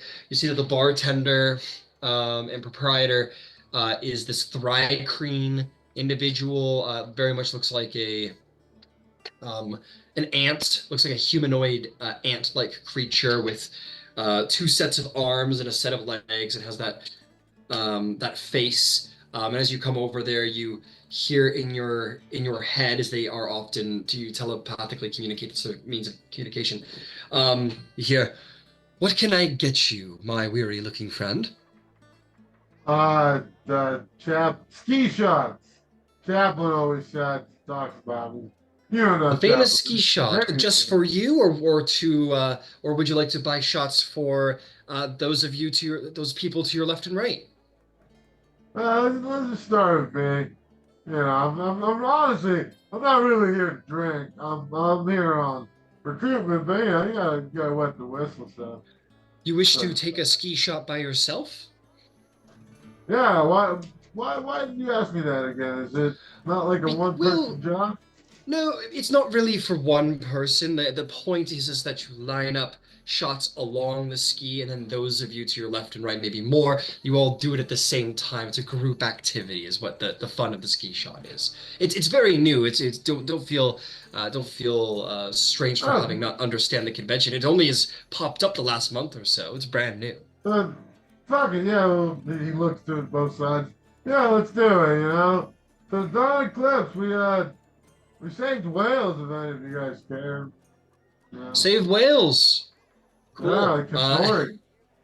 Oh, you saved the Condor. Oh, you'll have to tell me about that. And he will bring the ski over and he'll pour three shots. And you look to your left and you see this big GIF guy with a cigar in his mouth. And he kind of looks over you and kind of goes, "Hmm, thanks for the drink." And he'll go to the ski shot with you. And you look to your left and would you like to describe what your character looks like there, Steph? All right, my character is a half scrow female. She's about 6'2" with long purple hair in a braid. She's built like a brawler. Um, and she has this intimidating look on her. She has tattoos on her arms, she has scars on her body, and she just kind of looks down at you, kind of like in a menacing way at first. But then she just starts laughing, like slaps you on the back, says, "Let's do it." Ed, would you like to describe what your character looks like for our wonderful new companion? How does Ed look again? Oh, yeah, he's got so Ed's got like moon-colored skin, like it's kind of like a white, but with like a really tinted hint of like not like that cheesy yellow color, but like a little bit of like a beige. It's like and his hair is made of crystals that look like very dark purple space rock. He basically looks like a little moon guy laid out, but he's an Earth Ganassi. He is most not entirely like full rock, more like just a little bit close to like the thing, but he is covered in tattoos, but his tattoos are a little bit different in that they're like indentations into his rock skin that go into like the actual core of himself that has a bit of like a subtle purple glow, sort of like his hair that sticks out. He's wearing a light blue and yellow jumpsuit that looks like a pilot, mixed with like your standard gearhead looking deal. And he's been in the bottle, so he's got like a little hint of like dwarf smelling whiskey, and he's wearing some goggles, so you can't quite tell how Splurge is, but yeah, yeah, I don't know if intimidated is the word he is, but the large, tattooed, muscle-bound woman next to him is the word he's feeling right now. But he's definitely happy. She's excited to share the shots with him. And he's like, "Fuck it, another round for the Kandori." You know, we're offshore now. And that's it. Yeah, you guys, you put back those shots. Like three of you do it all together. You kind of have to stand up, Ed, because you have two very some of the larger varieties of creatures around, and you kind of have to do them all together. But yeah, you do that, and everyone seems to be loving the convention of ski shots. It's a big thing around the edge. There is a point, Ed. You did just drink with a scrow, which is like the enemy of like the good people of the world. The last war was fought against Skrull, so maybe you have a moment of like, wait a fucking second, and you look over and you realize you just shared a drink with a Skrull. And I think when Ed does that, he's gonna like grab for his arcane firearm, but not to point at her or take anything, just to have his hand on it and immediately look for the nearest exits. Like it's like initially like, is this a setup? Boom, you know, sort of vibe. Shaka, Yeah, and sorry. oh, sorry, and yeah, you noticed this. Yeah. And like maybe the initial friendliness was almost more surprising than this. You're like, ah, there we go. Yeah, take it away. All right, she looks down at the weapon, she looks at him, and she goes, You want a nail?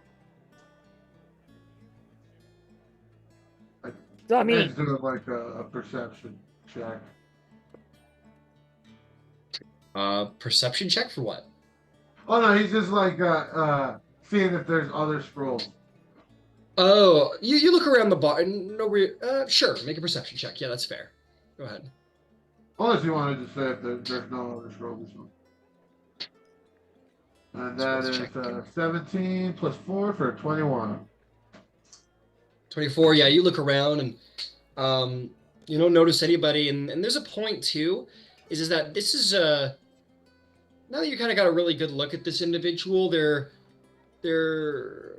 not the usual Skrull you've ever seen before, and you have seen Skrull up close. This person's frame is a little bit more. It's not as like bulky. They're a little shorter than most Skrull you've ever seen. There's something a little bit more personable, I guess, about their face. They just like they don't have the same like giant, like wide, monstrous sort of like frame that Skrull usually have. There's something a little bit more smaller and like more reasonably built. They're just like doesn't look quite as monstrous as most Skrull look. How do they look in comparison to the scroll that betrayed us? That revealed themselves. What was their name? Sorry, I'm forgetting it now, but you know It's what all good. I know who you mean. Yeah, does it like they're both female. But like yeah, she was a lot bulkier, like wider set in the shoulder, a lot more broad set, a lot taller. The tusks were a lot more longer.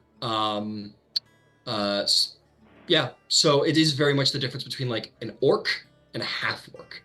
And you can kind of like maybe detect this sort of half parentage. You didn't know that it was possible amongst Skrull, maybe. Okay. Sorry, I should have assumed just, what was that you said? I didn't quite catch it. Oh, my name's Shaka, and I'm just hanging out today, and here you come buying drinks, and let's have an ale. You bought one for me, I buy one for you. Well, yeah, sure. Yeah. She slaps you on the back again, orders a couple of ales. Let's go. I'll also say at this point, personality wise too, it's very different than any Skrull. Skrull are usually very like analytical, very cunning, very intelligent, very serious, brutal. You've never seen someone of that pair of that species so kind of like light and free and kind of like maybe not putting too much mental stress on themselves. So please take it away. Sorry. Just How are the people around me reacting to it? Like a little far you look off, or just around, like, people are giving you looks like you're like there are looks going around like taking note that you seem to be friends with this person. You get the sense that people don't like Skrull.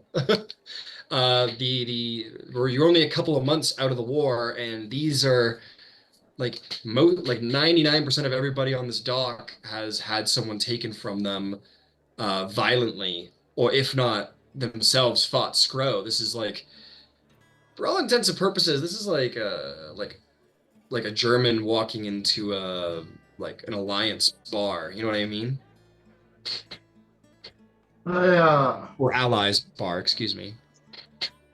sorry that son asked, but are you lost? No. And you will notice that on her back, she has this huge great axe strapped to her back, but it has strings on it. Right, but you know, Are you lost? Do you need directions? no, I just, you know, honestly, the war was a different sort of battle for me, but you do realize where you are, what you are, and It's better than being where I was. really, Yeah. what's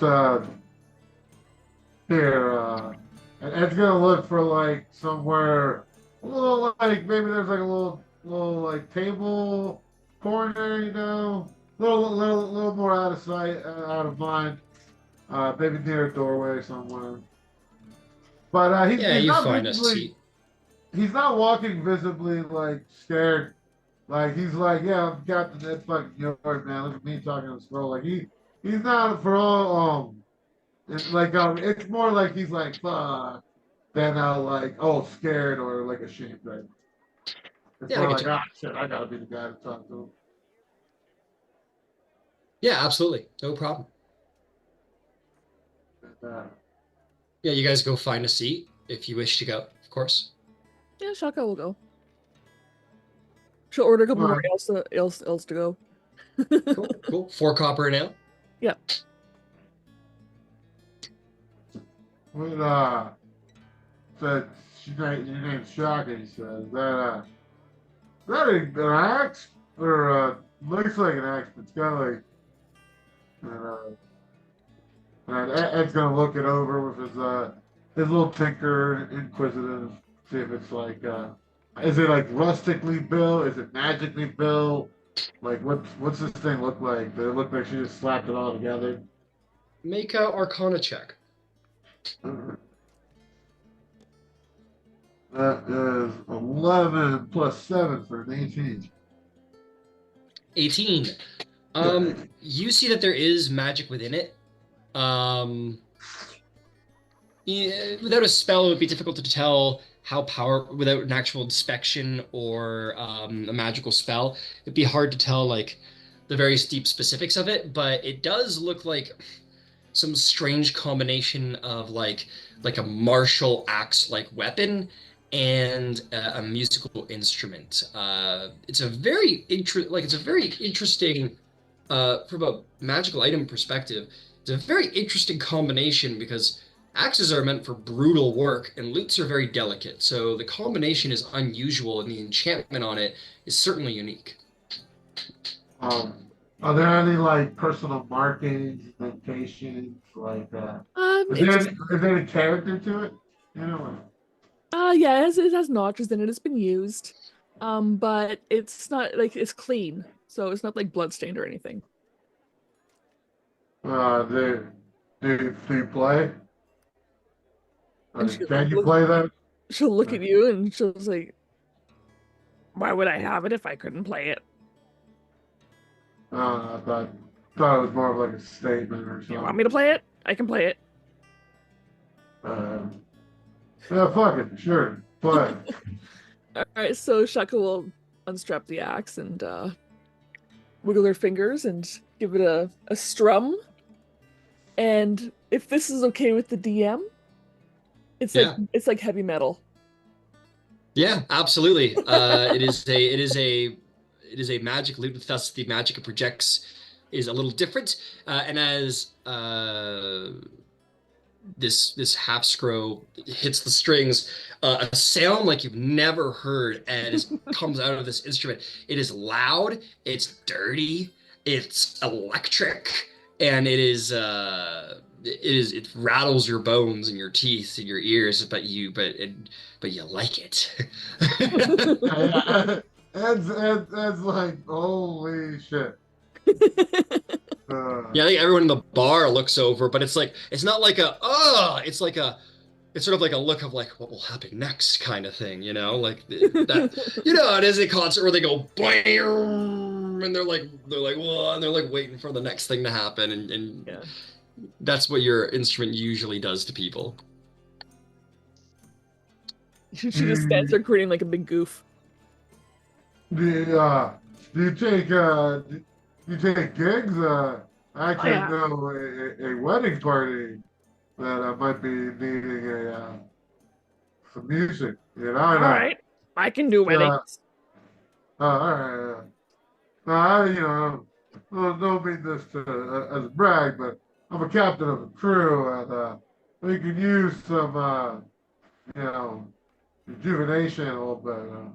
Morale was a little low, so.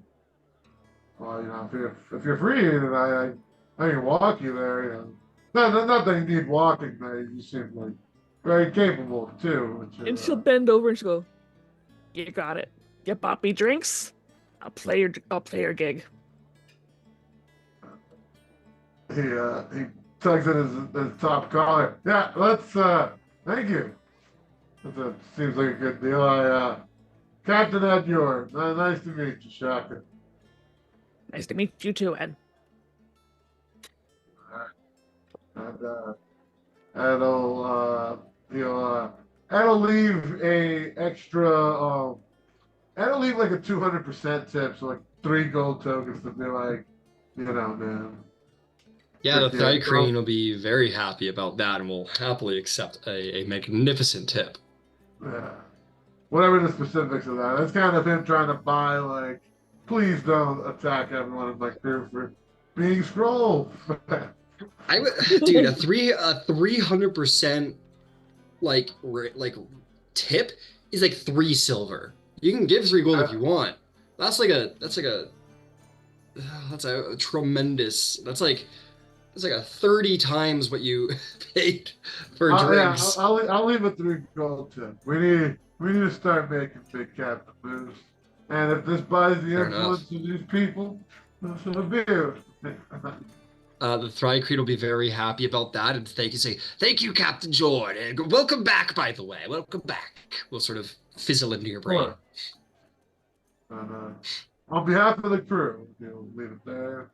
Walk in. All right, fantastic. Cheka straps that axe back onto her back and follows along.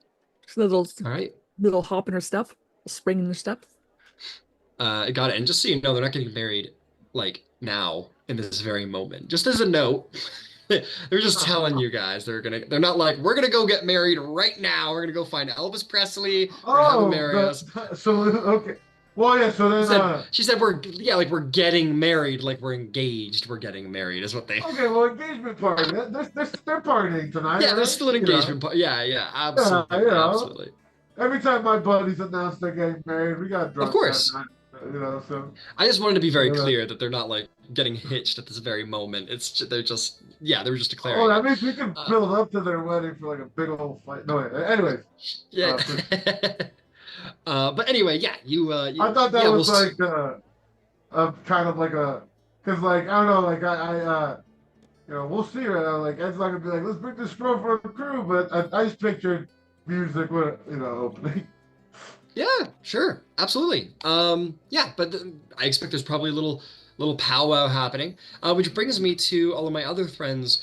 Uh, Zalace, you're hanging around Chaplin's sort of dingy, empty place.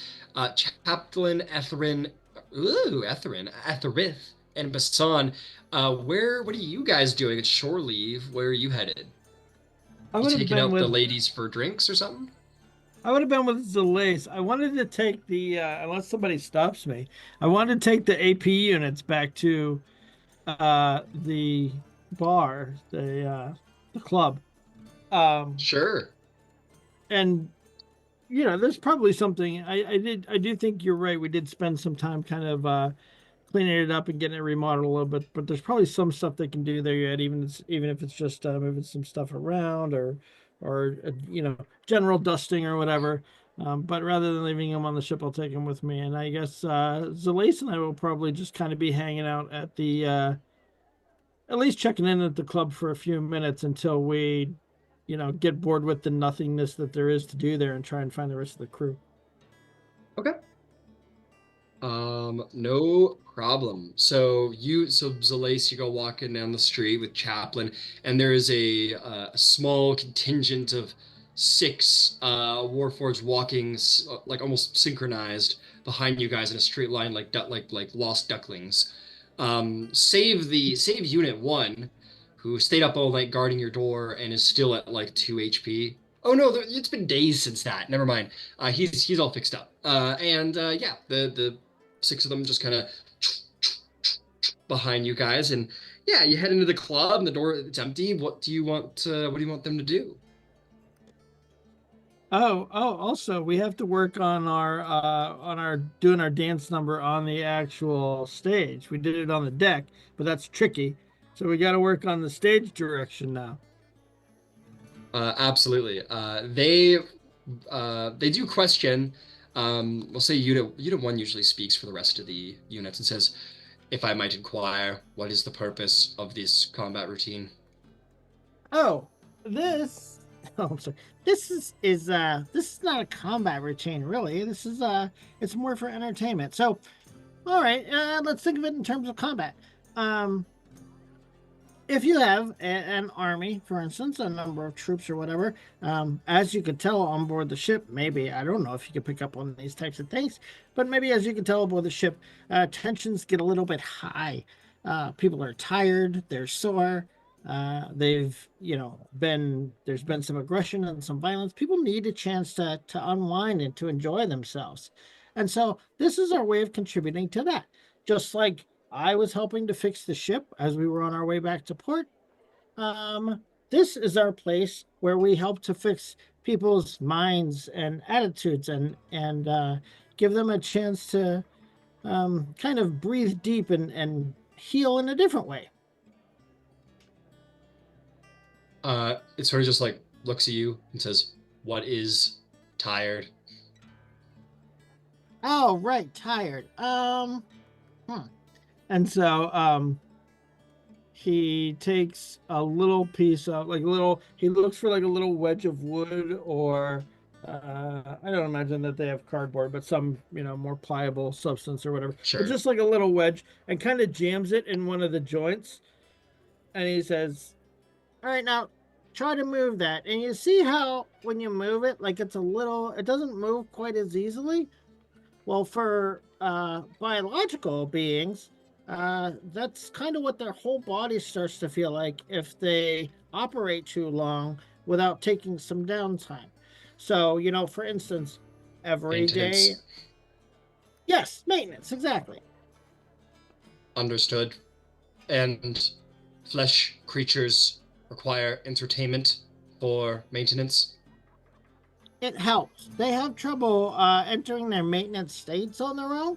So our job here in this place, when we're able to be here, is to help them enter their maintenance states because they're not great at doing it on their own. Very well. We shall help with maintenance of the flesh creatures. Please show us the movements necessary. Perfect.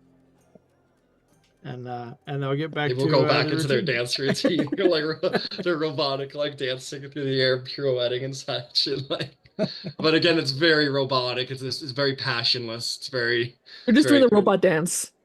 Right. Yeah, there is definitely some of that shit going on, and the pirouettes are very like there's no expression. They're very like a blender, and then stops and then continues. It's very. It's not liquid at all. It's very like A to B. I And might try and but get yeah, my you're working. I might try and get my hands on some wigs and lipstick and dress them up like the Robert Palmer dancers. Great. have to do And that. you see this, Delace. You see Chaplin hard at work trying to teach the exopoxies this like dance number. It's worth noting they're all still like covered in like like leather furs and like literally just like slabs of sheet metal that have been just like pinned and like screwed onto their body and stuff, and they're just like these like kind of like scrappy looking versions of epoxy like down to their bare bones, and they're all just like dancing passionlessly. So while they're doing that, I'll make the decision to slip out and try and find my gift contact for the cannonballs. Your gift I think. contact for the cannonballs. Absolutely. Yeah, let me just go pull that little chunk of info up real quick. Where'd you go? There it is. All right.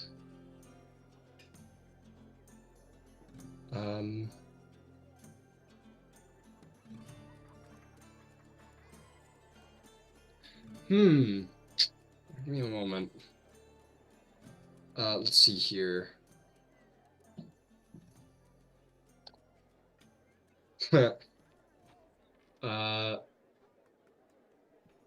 Okay. Fantastic. You're looking for your contact. Why don't you make me I'm gonna give you advantage because you're really well connected in the underworld. Make me an investigation check with advantage.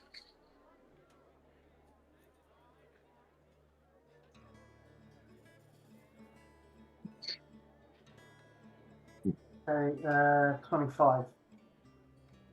Yeah, easily. You find your your gift contact. Actually, I'll say like maybe you like observe from the side. Ed leaves the bar with like this like scro woman. And maybe shake your head because maybe Ed might have found better company this evening. And you find your way into the bar. And lo and behold, the gift that was sitting at the bar next to Ed a little while ago is that very contact you were looking for. You sort of identify him, and he shakes your hand, and he'll go, right, very well. My captain's ship is on the docks. I'd be happy to make the swap with you. I can rally some crew to make the swap if you think it's safe. A good time to do so. What would work for you? Yeah, that would be good because most of our crew are off the ship, and you know, it'll be less conspicuous if there's not a lot of people about. So now's good, seeing as it's late. Very well. I'll get a couple of the fellas together, and we'll just find our way over to you on the dock. We'll see you there in, shall we say, 20 minutes. No problem.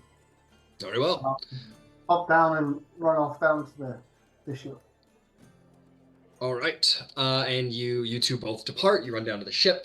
The ship is empty, probably save Jorn, who is looking at these cannonballs, and he's like going through his like this little page he keeps with him, this little booklet he keeps with him. And he goes, he's like slapping it and going. He's like a little frustrated that they're here, and he's like shaking his head. He doesn't seem to be able to make. He just sees, and he goes, oh, he's shaking. He goes, turns around, and goes, oh, Zalace, good to see you. Sure. What? Yeah, go ahead. So these cannonballs. I know what's happening with them. It's not your fault. Maybe a bit of bookkeeping error. but that's fine. Sort it. They're going onto another ship. Oh, you found a buyer already. That's very helpful. Thank you. Yeah. Very helpful. Oh, all right. Sure. Um, do you want me to go find some crew to help roll them No, about, no, or it's all sorted, Dawn. You don't need to worry about it at all. Got it all sorted. he kind of crooks an eyebrow at you? Make me a deception check to see if you get it past old Jorn.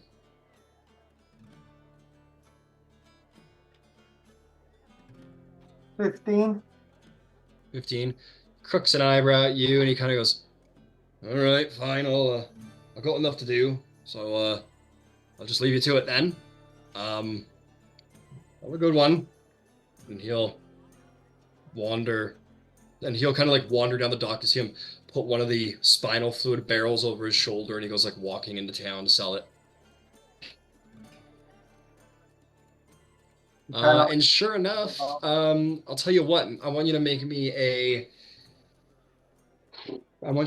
bit of a little stealth check to see if you can transfer all these cannonballs over to your suppliers or to your contact without too much fuss uh, from the shipwrights. Right, okay. I am. I'm going to use a a power die to use. Where is it? Oh, it's the knack thing. Oh, let me find it. I will find it. So basically, I use one of my power. If you fail an ability check using your skill or tool that I have proficiency with, which I do, I can use a power die, a 1d8, to add on to that. So at the moment, I've got with the advantage is a 19 at the minute. Yeah, that will certainly get around the eyes of most people, and discreetly enough, with these GIF helping you out, you're able to, and they come with their own like basically like loading dollies because they know how to use this equipment. You kind of like roll them down out of the cargo bay and like onto these dollies, and they kind of start carting them along.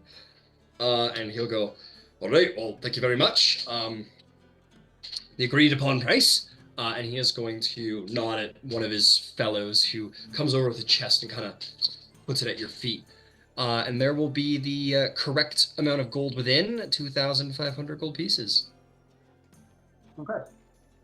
I'll take that and I'll go and squirrel it away in the captain's room under his bed, out of the way. Hell yeah. Hell yeah. Um, um, okay, fantastic. Well done, Zalace. You have committed crime and you've committed it very successfully. Well done. Mother would be proud. Uh, okay, fantastic. So Chaplin's teaching dance numbers, Lace is doing that. Ed's going to the thing. What about Basan and Ethereth? What are you two up to around the Rock of Brawl? Etherith is going to find a very high class tavern or inn to hide in for a while. Sure, absolutely possible. If you're looking for something real classy, let's find out. Hmm.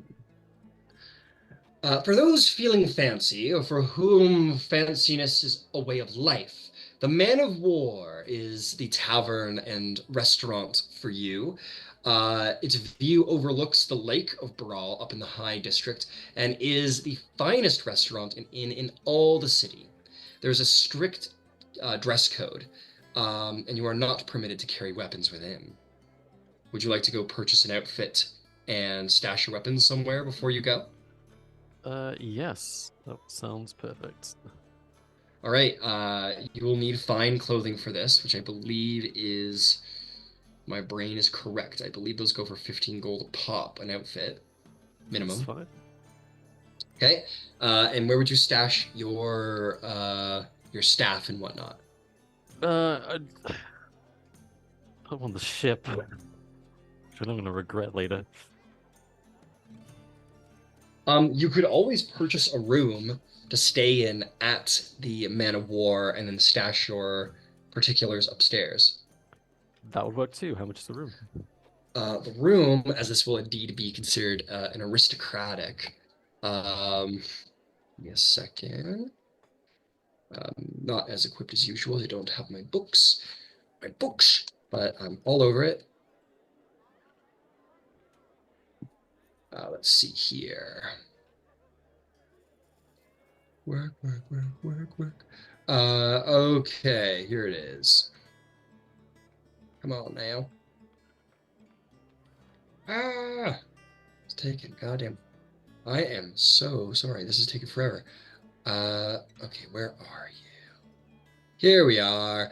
The inn stay here for the eve, just for one night, will be 4 gold pieces. And the actual meal will be two gold pieces, and then there will be that'll just be like the plate. And if you want like a nice wine to drink or something like that, Yeah. after we could go from two, let's say anywhere from 4 gold to 10 gold for a bottle of wine. He just doesn't want the bottle, just the glass. So Just a glass of wine. So we'll say anywhere from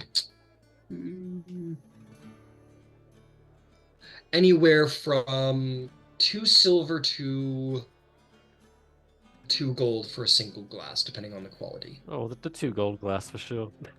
2 gold glass for sure.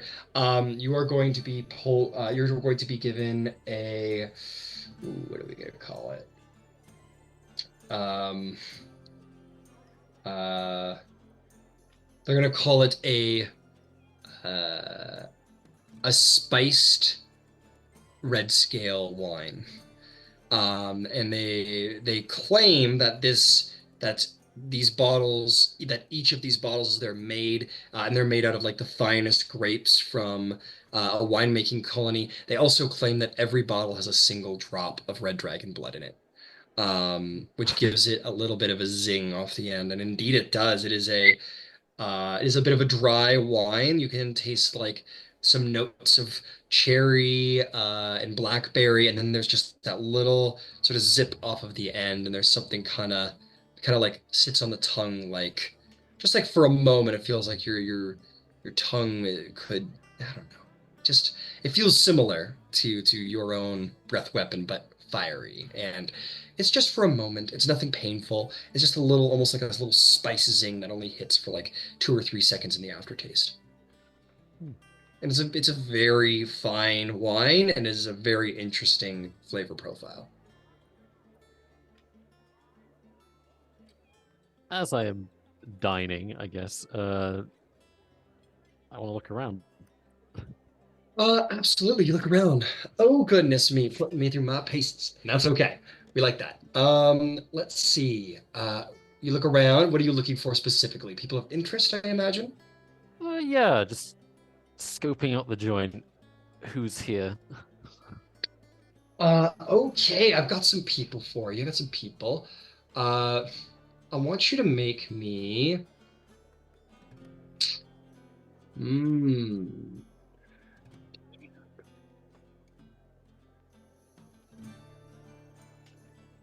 I want you to roll me a d6.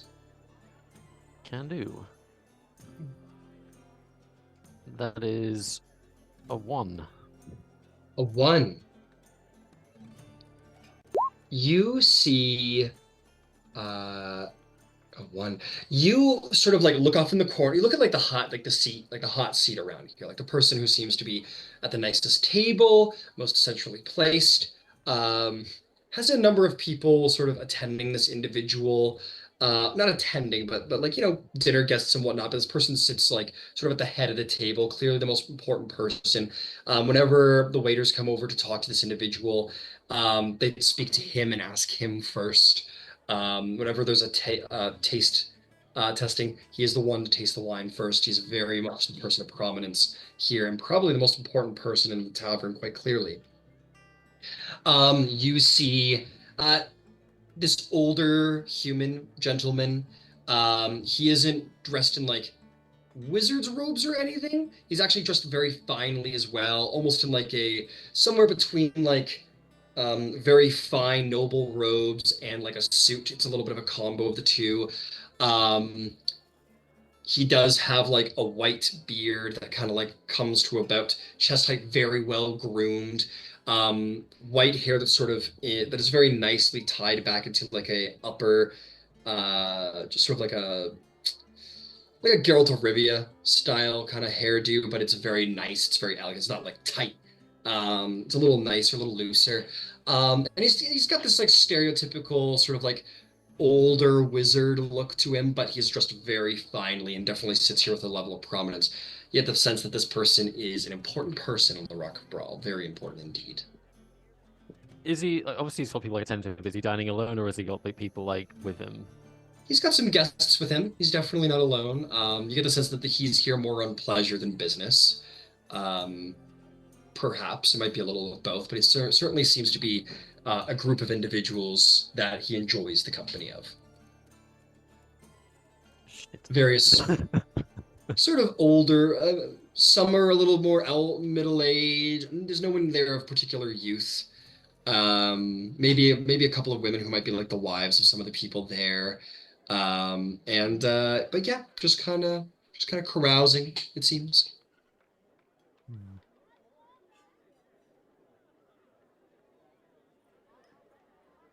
Eh, Why can't they all just go to bars by themselves? like they're friends.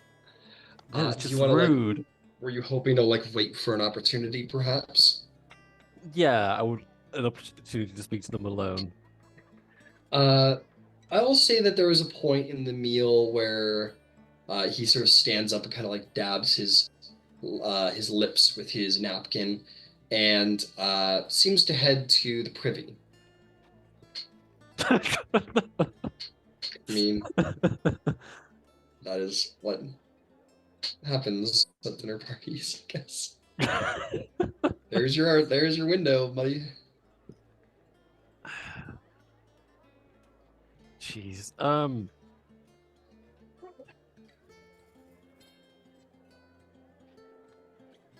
to think how to play this.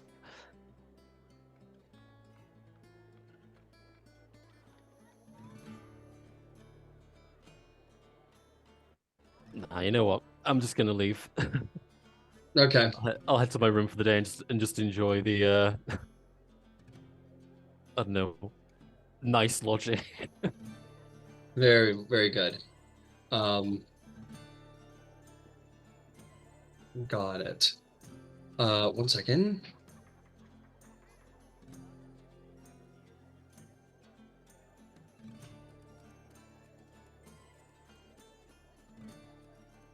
Fantastic. Okay, yeah, you head up for some lodging. That's yeah, no problem.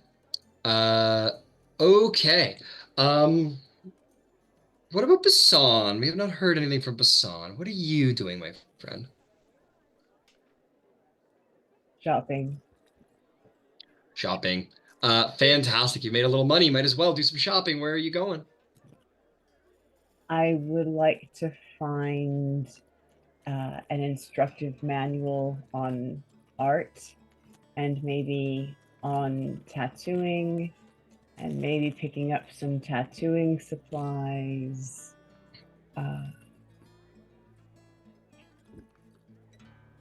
Okay, absolutely.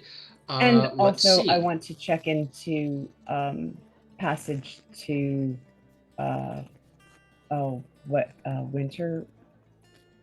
winter something on Tyrell. Winter. Neverwinter?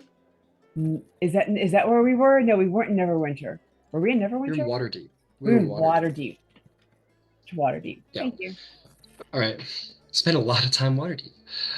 Fair enough. I'm gonna do a little roll to see if anyone is going down to Waterdeep today. or in the near future. Give me a investigation check for the result.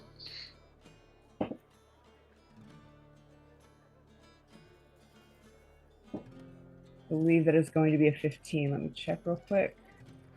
15. A 15. It doesn't seem like there are any spelljammers heading down to Waterdeep in either today or in the next little while, unfortunately. Um, a couple of people put forth that like some people travel down to Waterdeep. There's good business to be done down there, but they get harassed a lot by the by essentially the government. They don't they allow spelljammers, but they don't want to like let on too much about the spell jamming community to the wider world. It's very much like letting them know that aliens exist. Um, or for whatever reason, there's speculation as to why that is, but not a lot of business happens between Waterdeep and the Rock and Brawl. Okay, but anyway, as for looking for books and whatnot, so you want to look up books on art. Do you mean like painting or composition or what kind of art books? It's a broad term. Specifically, the ink drawings that she's been doing. Okay, so like It's kind of about like a sketch art kind of thing. Yeah. Like, I mean, art inks can be an incredibly subtle medium, but obviously Yeah. this is a getting started thing. Also, one on tattooing. Got it. So, okay. Uh, easy enough. You go around and you're gonna find in various bookstores. We'll make me another investigation check just because of the tattoo stuff's a little more vague. 17. Or not vague, a little hard to find. 17, you're definitely going to find your art books, no problem, but nothing a lot about tattooing. You get the sense that tattooing isn't like an academically studied art form. It's probably considered like it's not really probably considered by like as an art form by those higher society individuals who would write books about such things. It's more of an art for sailors. So the craft is probably taught by from person to person, almost orally, like an oral tradition almost. It's not something for people who are so good as that they can afford books and read books. That people wouldn't care about that in high society, or even mid society, academic society. So you find your books. If you want to mark off, let's call it because it's 25 gold piece minimum for a book. Let's call it 50 gold for a book on let's call it like painting for the because that's kind of technically what you're doing and sketch work to kind of like combine the two for the subtleties of this new art form you're making. Um, Fantastic. And yeah, you learn of all of this as you go. Is there anything else you'd like to achieve? No, I should probably go back to the ship and start sketching. Understood. Let me know Okay, how okay, many hours okay. I can track towards proficiency. Fantastic. Well, you guys got back around the beginning of the day. I'll say like all this investigation like took a couple of hours. Maybe you got yourself a meal. Let's call it. Let's say that you got like 4 hours. You got like 4 hours of 4 hours of downtime working away. Fantastic. Okay. Celine and Alira or Alara, excuse me. They kind of leave the ship. You guys give them a pat on the back, and they kind of like head off into the city to go be romantic together. Um, Griffin's gone. Jordan is busy with administration, essentially. And that might be the day. You guys are back, and all of you can decide where you want to sleep tonight. You can either head back to the ship and just like sleep in a hammock, or maybe you want to sleep in a more comfortable bed. Like maybe Etherith is like a higher end. He's sleeping in like the king's suite basically, but maybe some of you might care to sleep in better conditions than a hammock you've been sleeping on for the last 2 months. The Beholder. I can never Wanna remember go the to name of the inn, but the Beholder. The Happy Beholder. The Happy a happy Beholder. beholder? Yeah, I would Yeah, please. yeah, absolutely. That's kind of Um, Basan's hangout when she goes back into Rocket Brawl. Yeah, fantastic. Fantastic. Yeah, so for you, yeah, you could find it's nicer than what you were on. But I imagine being Githzerai, you're a little more Spartan anyway. Um, so we'll call it for a bed here, it's modest. We'll call it 5 silver. And you can get yourself fed today for 3 silver. Thank you. Cool. Anybody else want to sleep in a nicer bed? Chaplain. Well, I'm actually gonna. you're yeah. Yeah, I'm actually gonna take the AP units back to the ship, and Okay. Chaplin will spend the night on board the ship. He has some stuff that he wants to do tomorrow. And he doesn't want to leave him in the club for all that time. Fair enough, absolutely. Zalace, you've just had a big payoff. Do you want to like go celebrate tonight, maybe? No, I want to go and look for the Baphomet temple place where Epoxy first got turned. Were you told about this place? No, but I want to see if there's one on the rock. I obviously don't know that it's there, but I want to see because it would only have been a couple of places. Me thinking about it and thinking where she would have got. So it would have been on the rock or at that small marketplace where she first did kill that guy in the alley. So Got it. Okay. well, Yeah, fair enough. You have your suspicions, absolutely. So let me ask you this. How do you intend to go about finding this cult? Are you gonna go up to people and ask them? How do you I intend to think go about seeking this cult? I want to use my contacts. So Okay. in the market there is. I have it right down somewhere. Fenritha. Fenthera. Yep, Fenthera, absolutely. You want to go talk to her, see if she knows anything. Yeah. Um, yeah, you head over to her around the end of the day. She goes, "Hey, Lace, what can I do for you? Heard you had some good business in the city." Yeah, we did some pretty good work. We saved the. We got a cure for the Kindori, so that they're not dying off now. So that's a good thing. Look at you, you're turning into a saint. No, just doing my part. I'm looking for a bit of information. A friend of mine got into a bit of trouble with a cult. And let's just say this cult isn't, it's the really bad kind of cult. Cult. It begins with a B, and I want to shout his name around. Wow. Wow. I try and keep my client's business discreet, not ask too many questions, but you can't. I can't help the curiosity, halfling's curiosity and all. Are you looking to join, or do you got business? What the hell you gotten yourself into? No. I'm just trying to relieve a bit of pressure for a friend who is in trouble and most probably was in the clutches at some point. Hopefully they're on a safe place now, but I just want to deal with the problem where it started. See. Maybe a persuasion check to see if she wants to get involved in demonic cultist stuff.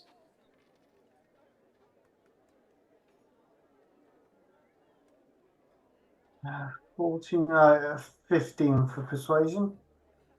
15 for persuasion. She goes, "All right, fine, I'll tell you, but I don't want you. Don't tell them I told you. I don't want to get involved in this. All right."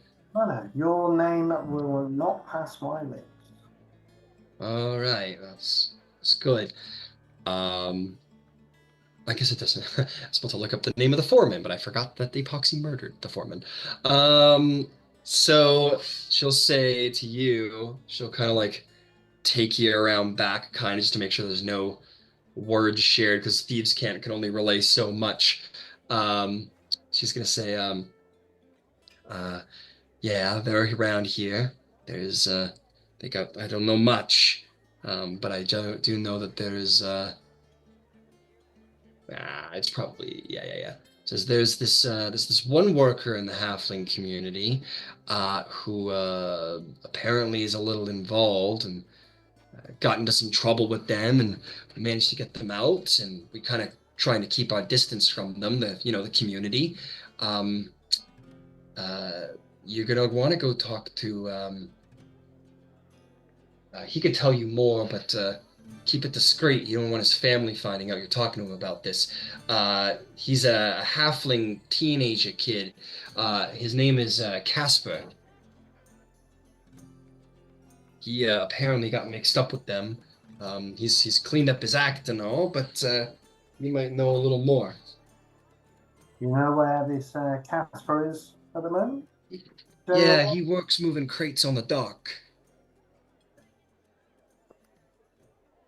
Benfira, thank you very much, and I'll place a gold in her hand and say, this information is more valuable than you know. Thanks very much. Just be careful, Zelace. These demon people, they're not so nice. Oh, I know. I know. Just And give you I'll a little walk nod. down Yep, to give you a the little. docks and I'll see if I can spot this guy or just have a look around and just generally chat. Yeah, you ask around, you find this Casper kid again. He's like this teenager halfling who's just kind of like moving boxes around, and like that's brutal work, Zelace. Like it's brutal work for like a halfling because they're not particularly strong or large, and it very much is like it immediately gives you like an immediately like this kid's being punished. It's like it's like sending your like it's like if you have two kids and one's like 18 and one's 12 and you're in the 12-year out to go like move stuff around in the garage because maybe it immediately gives like this kid's in trouble. And you walk out and you see this kid who's just dripping with sweat. His shirt is like got the like sweat V, and he's like moving boxes and like rolling barrels, and the foreman's giving him shit because he's taking too long because he's got tiny legs. Um, uh, and you kind of walk up to him. He like goes and sits on a box for his break and kind of like opens his lunch box and starts eating something. You can find your way over. So I first approach the foreman and just slip in a gold and just say, I need to borrow your little mate Casper. We need to have a chat. He looks at you and very much like I don't know. He gives you this like, and we're gonna say that this is a uh, sure, okay. We'll say that this guy's like a dwarf. Why not? And he's like he folds his arms a bit and he goes, "Who are you? Why do you want to talk to Casper?" He like looks you up and down in your dark roguish clothing and your daggers and everything. He goes, "If you don't mind my saying, you look like you're someone who's up to no good. Boy's been through enough." I know he has, and I'm hopefully here to help him. My name's Elise. I work on the Dawn's Eclipse.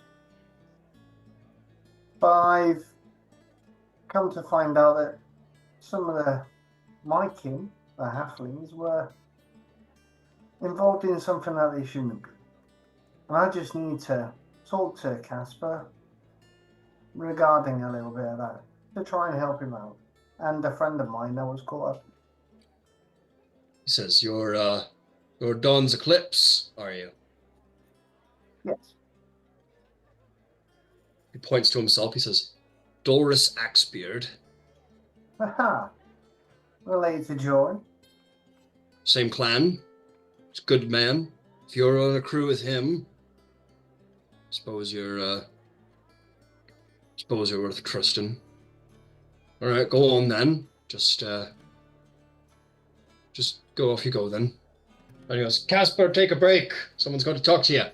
He gives you this look of like, gives you this look. You get the sense like, for all the shit he's putting the kid through, he's probably trying to shape him up. You know what I mean? It's like he's not a bad guy. He's trying to be protective of him. Yeah, I get it. So I'll go and want myself next to Casper. So, Casper, is it? Goes, yeah, that's right. Hi. Um, Hi. Who are you?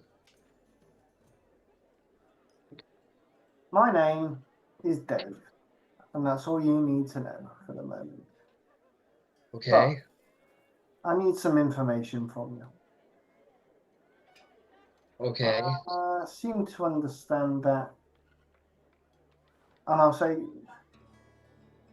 I seem to understand that you got into a bit of trouble and in with the wrong crowd, and I need a little bit of help. One of my good friends was also in with the wrong crowd and got into a little bit of trouble. And Okay. I'm just trying to help them out, which could also help you be rid of this bad crowd. But I need to know where they meet on a regular basis. And trust me, nothing will come from it from you. Nobody will know it's you. Nobody will know anything about it. I just need to know where they meet. He like looks past you and he sees the dwarf over there in the form and he goes, my pa said I should talk about it anymore to anybody. Uh um make me a persuasion check. I was You've been gonna throw up yeah. my whispers so we can just talk in the heads so that nobody else can hear. Sure if you wish, but go ahead and make the Yep. persuasion check beforehand. Yeah. He, his father told him not to tell you, but the foreman sort of the gatekeeper sort of let you through, so he's a little I, uncertain. I'm taking it a 9 won't be enough. So Probably not. I'm gonna bolster knack and use a D8 to go on top of that. Fair enough. Yes, which is an 8. So 17. 17, he goes, okay, if Mr. Axbeer trusts you, um, kind of lean in and he will say, in Lowtown, there's this basement. Um, you need a key to get in. I don't have a key. I never had a key. Um, but it's where is it under? What would it be under? He goes, there's this old building that this autonome guy. Oh fuck, what have I done? He goes, there's this old building that this autonome guy is repairing. There's a basement. There's a basement hatch behind the building that's always locked, and it's unconnected to any other buildings. Um, you go in there. I don't know who the autonome guy is. He's this gold autonome, and he comes in and out every once in a while, like once a month or two. So he doesn't bother us, or did bother. I'm not part of that anymore. But yeah, it's under there. Casper, thank you very much. And listen, I'm gonna slip in a gold piece and just say to him, listen, you're better off without it. You're doing the right thing, do your hard work, listen to what Mr. Axbeard says, and you'll be fine. We're here to help. Okay. All right, sure, yeah. And he's like looking at the gold. He's never seen so much gold. Like, he's never seen that much wealth in his whole life. He goes, can I ask what are you gonna do to them? What's gonna happen? You see Oh, that there's a little look in bloody his eye of like, the like, what's gonna happen? You see the nothing's, familiar sort of thrilled excitement. What'd you say? nothing's gonna happen. I just need to know where they are. But now you've told me where they are, I know exactly what to do. So, get back to work. Break's over. And I'll jump off and I'm going to head back to the ship. He kind of like you saw the like look in his eye, this ooh, like yeah, he's a kid and he got caught up with these people. You get the sense he's a little impressionable. He's got a little bit of a streak for a thrill, and you kind of deny him that, and he kind of and he like gets off and he goes and uh, goes back to work. And yeah, you take off. I want to bring her back around to Ed and Shaka. Cool. Awesome. Sweet. I always suck at pronunciations. But anyway, Ed and Shikasa, you guys are making your way through the street. Where are you going? Where are you going? You gonna go try and find Celine and Lyra and go party for the night a little bit? Yeah. Like I guess he probably would have gone to the ship first, realized that everyone's scattered, and then he's like, "Oh, where can I find everyone?" Nice boat. Uh, oh, you mean the Spelljammer? Yeah. It's a Dawn's Eclipse. It's pretty banged up right now, but It gives a character. yeah, it does have character. I think so. Huh. The crew was they were here a minute ago. So we are on shore leave for a while. Huh. How long were you out? That's a good question. I don't remember. I did tell him probably for a while. We need a while. It's things have been it was a pretty tough mission. Lose anybody? No. Well, not in a bad sense. Our friend had to be stationed somewhere for a while. They were needed there. Fair enough. All right, well, where are these How did friends you of get yours? here? Oh, What's your story? I go a little bit of everywhere. I don't really rest in one place for very long. Uh, I can I imagine there's people around and if they see Ed talking to a half skull, right? Or is that something I should imagine at all times? Yeah, it's pretty much going to be like it will be strange to see someone like some people don't notice or pretend to not notice. Other people are a little bit more open about their distaste. It'll actually be surprising if you see anyone with approval of you walking in the company of this individual. Do you want to see the spot the clips closer? Yeah, Sure, no, there. let's take a look. All right. Awesome. I will give her a tour.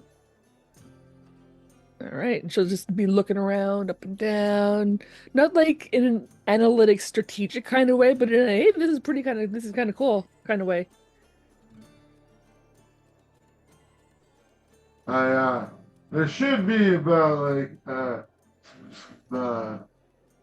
pretty forceful, forged around here. So if you're trying to kill me, it's gonna be a lot harder than it may seem. And she gives you this look, this like dreadful, like intimidating look, and then once again bursts out laughing and slaps you on the back. That was funny.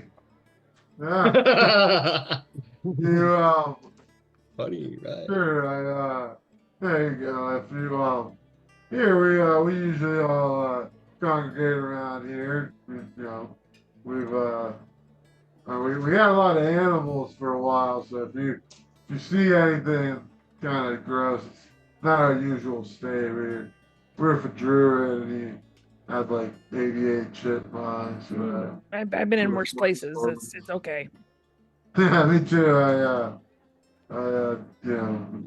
There's a lot of places out there that are a lot worse than Dungeon Clubs I've been. Where are you coming from? If I may ask.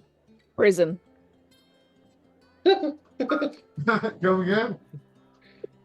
Prison. Like actively, or were you let out his behavior, or was it like a No, I like escaped. It wasn't my jam. you escaped prison As the half scrolling, you're on the rock of brawl. All right, hang on, hang on, hang on. And she goes into her little pouch and she pulls out this piece of paper and she hands it to Ed. And it's basically like a exoneration of her her people's acts against regular people from the Elven Armada. It's basically saying she's not a bad scrow. Did you write this yourself? Or Does it look like I wrote that? Well, I'll look it over. Yeah, you look it over, and this was a little last minute, so I don't have an actual document to show you. But I was going to make it up. Maybe I'll make something up in the week and show you guys later. But it's very formal, and you come from a place enough that you can tell the difference between a formal document or an informal document. If this is a forgery, this is an excellent forgery because it's signed, stamped, has a lot of very like legal terms in it, but basically describes that essentially says something along the lines of like for services rendered to the Elven Armada, the individual who carries this writ, should she be the half orc known as Sh- Shaka. There we are. Shaka is exonerated of any like crimes, levies, or punishments related to the scroll. Something along those lines that basically says like they're good. They've helped out the Elven Armada and they've been exonerated for any past faults or affiliations. Wow. Must have done something very special to get this. So yeah. Now I'll be the first to tell you, Shaka. It's gonna take a lot more than this to convince the common folks that you're not, an active threat on everything they stand for. Sure I don't need to tell you that, but we are looking for some extra hands around here. Specifically, you ever piloted before? Only escape pod. I guess that shows like a natural for maybe training some. But point is, if you need a job somewhere to like, lay low, we are looking for it. So. Well, I can lift heavy stuff. I can talk to people pretty well, and I can cook a meal. Oh, nice. We were looking for a new cook. That'd be pretty cool. Mostly just basic kind of food, nothing fancy or anything like that, but can mix a drink. You're not a smoker, are you? No. And if you have any curses, you gotta tell me now up front. New rule. No curses, other than money know the scrolls would kill me on sight. Huh. That's interesting. Well, and again, any curses, you can tell me now. I'm not gonna kick you off. We can work with stuff,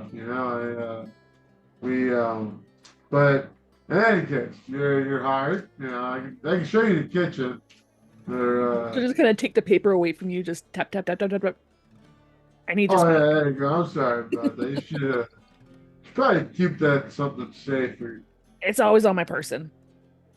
Yeah, but well, anyways, here, I'll show you the kitchen. Figure it out. So. All right. She'll walk in. She'll take a look around, and they kick a couple crates here and there, and get the stove area, and think, all right, yep, it's a kitchen. I will say it smells very like there's like a really harsh smell of like it's really weird. There's like this smell of like sulfurous soot and like stale tobacco. Like the kitchen doesn't smell very good. Just needs a good cleaning, and it'll be good. Yeah, last cook was murdered, well, not intentionally. We're thinking it's Murdered, huh?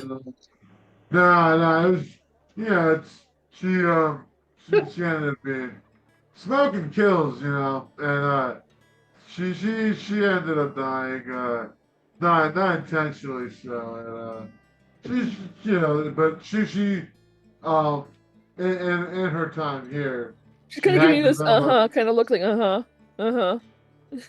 The point is she wasn't the best of cooks, and her soups always had ash in them, so if you're better than that, you're already a leg up than the last one. All right. Sounds good. And you said you have no curses, so No, that's no. another plus. Cool. I Right. Where's the shift? Where's the cook sleep?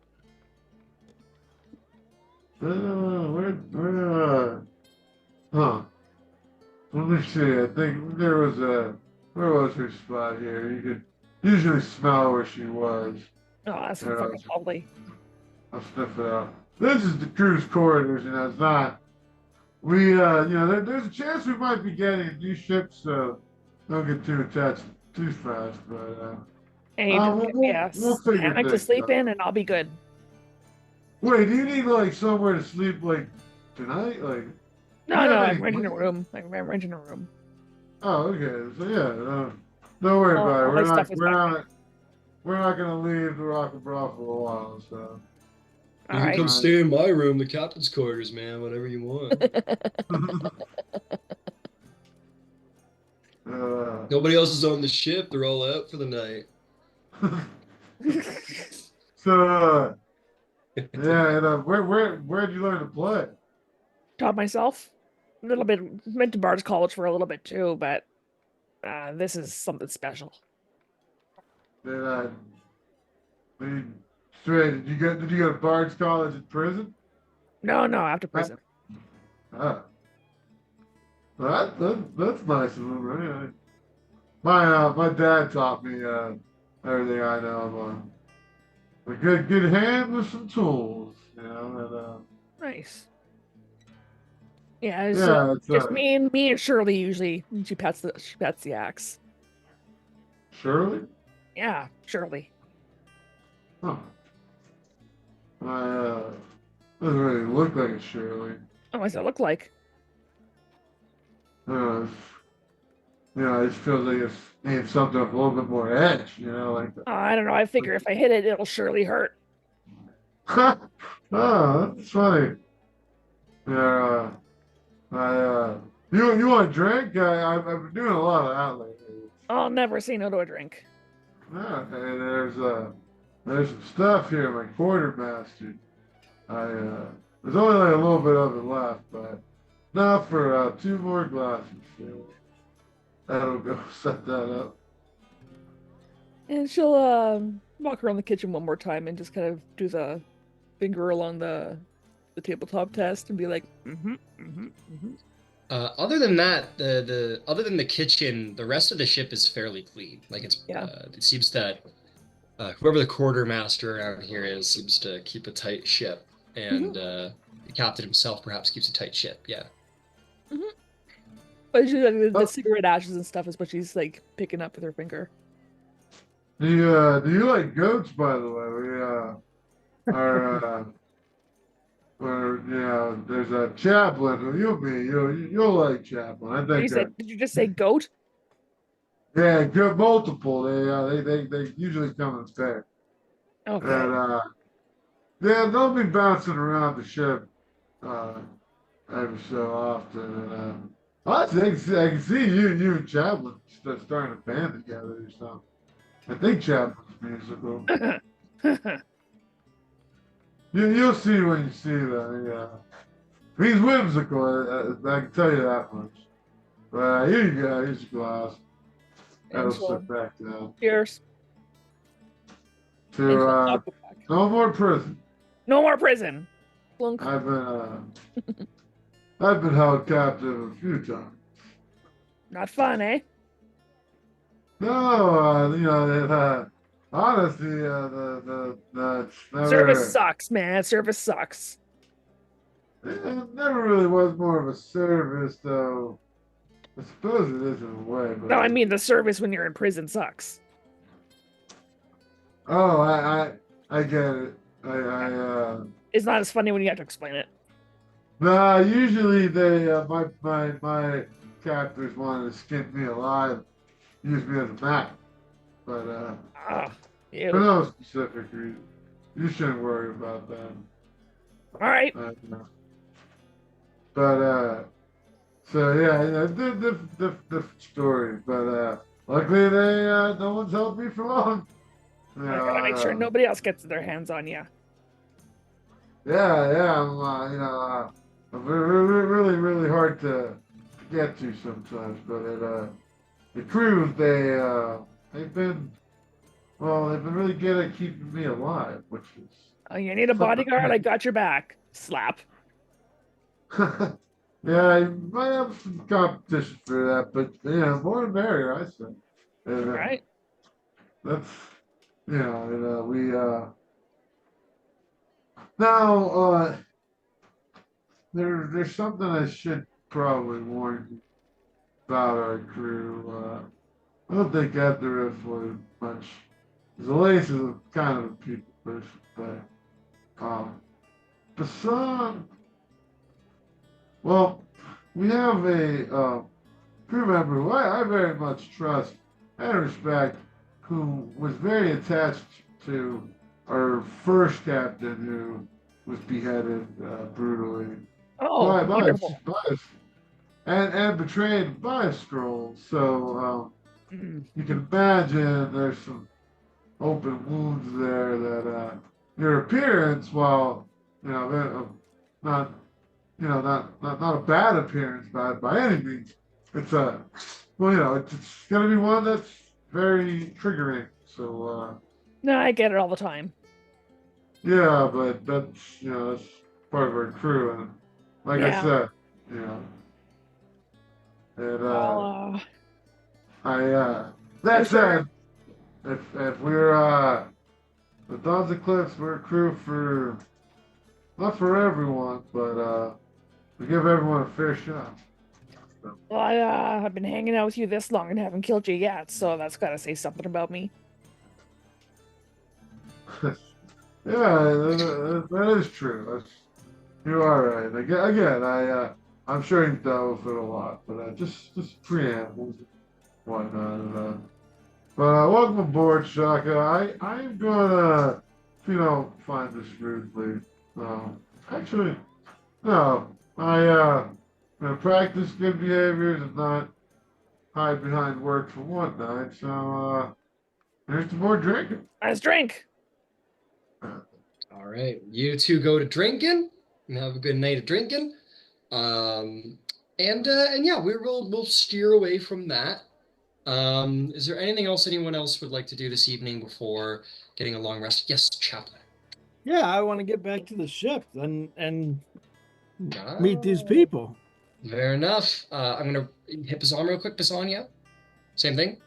No, because I'm staying at the inn, but I remembered I have a friend now. And so I need a box and some litter, and I need a book on care and feeding and training of fox friends. Got it. Ooh, okay, sure. I want you to make me an investigation check to see what kind. You're gonna find animal care books easily. They're just gonna see how specific you get. 16. 16.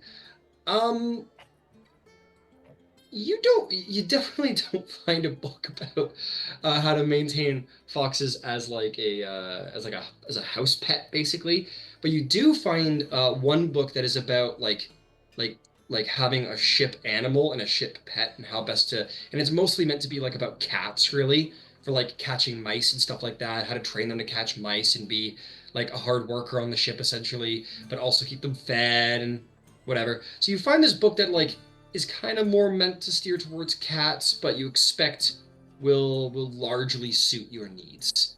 And you can purchase that for 25 gold pieces. We will improvise. It will be fine. Yeah. Fantastic. So you get your book, Passan, and you can go sleep at Luigi's Inn. So Chaplain will say at this point, as you guys are like, to more drinks. Chaplain, you will, as you guys are like, to more drinks, Shaka, you're very probably aware of what your presence does to folks around here. You might have even found yourself in a couple of bad situations in some back alleys with some people you thought were nice. Um, as you like go to drinking with Ed, you hear a very rhythmic, metallic marching sound make its way up the gangplank and into the ship. Maybe about getting close to a dozen individuals marching aboard the ship, marching in sync. It probably sets off your fucking alarm bells. Yeah, there's a little bit of panicking happening. She gets up as soon as she hears all these footsteps and just takes her axe and just puts her hand on her axe and is like, "What the fuck is that?" Oh, yeah, that's Chaplin. I'm positive. Why does he have like Wait, 50 legs no. or something? Yeah, there's a lot of them. There's, I told you about the proxy units. So we'll say in this moment, because the companionway on the ship is very close to the cargo hold, Ashikaya, like you hear it getting closer and you see like marching on, you see like maybe five or six like robots with like glowing eyes and armed to the teeth. And you have like a oh fuck we're in for it moment. And then this like happy little gold auto gnome comes like dancing along out in front of them. Chaplin, would you like to explain what your character looks like? Sure. Yeah, so Chaplin is an autonym. He looks very much like he's been kind of molded. There aren't a lot of like movable pieces like around his face and stuff like that. It's more like a solid one piece mold. And he's been molded to look like an actual gnome, like the metal version of an actual gnome. Um, and of course he's gnome sized, but he moves in probably much a different way than you would normally expect from any sort of like robot or construction. He's a little bit more lifelike and actually moves about kind of the same way that like a child might. Um, Sort of a little bit clumsy, certainly carefree, and not fully in control or aware of like all of the repercussions of his movements. Um, and his reactions are a little overly dramatic too, like a child's. So anyway, he would come to look at you and be like, "Oh, hello. How are you? And you've got a friend." Hey, Chaplin, this is Shaka. And And we are our new cook. she slowly lets go of the axe and puts her hand out. Shaka. "Oh, hi, Shaka. My name's Ethereth. I'm a great and powerful wizard." Hey, Chaplin, that's a scrow. Oh, that's right. Well, but he's been with Scro before. Yeah, you were imprisoned by them, I believe. He wasn't. Yeah, I mean, he wasn't really. So, I was thinking about this when we said it before. He wasn't really aware, right? I think we've said Oh, okay. like that. Like he was in prison. Like he knew that they wouldn't let him off the ship, but it wasn't like a miserable experience for him. They just weren't fun. Got it. Okay. Fair So enough. he doesn't necessarily hate Scro, and he never did get to be much on the other side of the war. So Yeah, just wanted to put a reminder okay, out there yeah. because appreciate it. After or Chaplain or what? This is Chaplin. This is Chaplin. Chaplin is Chaplin, and he's always been Chaplin. And tonight's not a night for Chaplin to be anyone other than Chaplin. Is that right, Chaplin? Oh yeah, Chaplin. That's right. I always forget. Hey, wait, are you a Scro? Not totally Scro. Was a Scro. Looked like a Scro. My blood a little Scro, but not a Scro. Can you go no Scro? yo, Yes, I guess so. Oh, I like this one. Where'd you meet? Where did you meet? And he like kind of looks at her, attempting to determine maybe some sort of gender. Them. Where'd you meet them? I had one of those ski shots you mentioned. I didn't realize it Oh, took multiple people. He bought you me guys went. booze. You guys went to the edge. I did. Great place. No thanks to do Chuck will Oh, sit down again. in that case, you must have met whatever the Skyrene or what are they called? Anyway, Yeah, Kyrie. Thrycreen, whatever the Thrycreen guy's name is. What's his name? His name is Vika. Oh, that's right, Vika. Oh, you met Vika. Yeah, I left him a 3 gold tip. Make sure we're healthy supporters. And He's going to be very happy about that. He loves his money. I'm glad I did so. It seemed Shaka had quite the number of people's attention. Isn't that? Oh, I would imagine you're just walking around town looking like all that. Oh, what? The no scroll. Ah, yeah. She'll take a slow sip of her drink and put it down. Ed's feeling it. Chaplain, do you think's gonna be more surprised after it or Persona? Aboard first? Yeah, upon seeing our new friend Shaka. Oh, I'd say probably Bisan. I'll take that bet. I'm gonna say after for for consistency. Well, I think you've got at least a little bit of time. Maybe you can meet him in town tomorrow to soften the blow. I don't think that either of them's on their way back here tonight. Bisan likes to go to that place with the beholder, and I didn't see where Etherwith went. He sort of stormed off after he and Zalace had their little huff. Well, I'm not staying here overnight anyway. I got to go back to my room and gather my shit and bring it over. Sure. Do you need any help with that? Hmm? Do you need any help with that? I don't need help. If you want to come along, you can. Sure. If you're fine, you're fine. But I should probably get to the workshop. I've been wanting to upgrade a suit of mine. See what I can do with that. Oh, what's that? What? Chublin points at your axe. Oh, What is this? this is Shirley. She'll take Shirley down and hold it up and then do another strum on it. Like a wow. I've never seen a Shirley before. That's fantastic. Yeah. I like Shirley. Are you an entertainer? Yeah. Perfect. I have a club that's not quite open yet, and we're just getting ready to start booking acts. Maybe you could take a turn on the stage. All right. I'd be happy to. Won't be the first time I've been on stage. All right. See, it's all coming together, and I told you.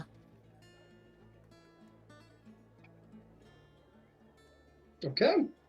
Fantastic. Yeah, you seem to have your first act, Chaplain. All you need is, food and employees and furniture and, Please, yeah. you know. Lights. Lights, Not- yeah, lights. Not to have a horrible demonic cult in the basement. Booze. You need booze. Drinks, yeah, booze. Probably any number of Wenches. Need wenches. yeah, probably any number of what are they called? Like never mind. Like approvals from various the Brewers Union and I don't know. Okay, but hey, it's in the works. It's in the works. I gotta start somewhere. And with that, you all settle in to a long rest. You guys had some important partying and celebrating to do, and you're quick on your way to recovering some losses by bringing Chaka onto Shaka. your ship. Shaka. Shaka, right? Shaka. Shaka onto your ship. You know, you had a conjurer wizard on your ship. That's going to be a hard act to follow. But you know what? There's other people out here on the Rock of Brawl looking for work. You got your APOC, you got your POX units, you got a ship to purchase, and you have a antidote to turn in and a great reward to accept from the priesthood. There is much to do next week, many rewards to be had, but you guys are looking pretty good money-wise, I will say that. We will pick up our session next week. As it is getting to be that time, you all get a long rest. Go ahead and click the button. And yeah, we will see what else you guys get up to on the Rocket Brawl. Any other quests or crew members to be added and rewards to be obtained.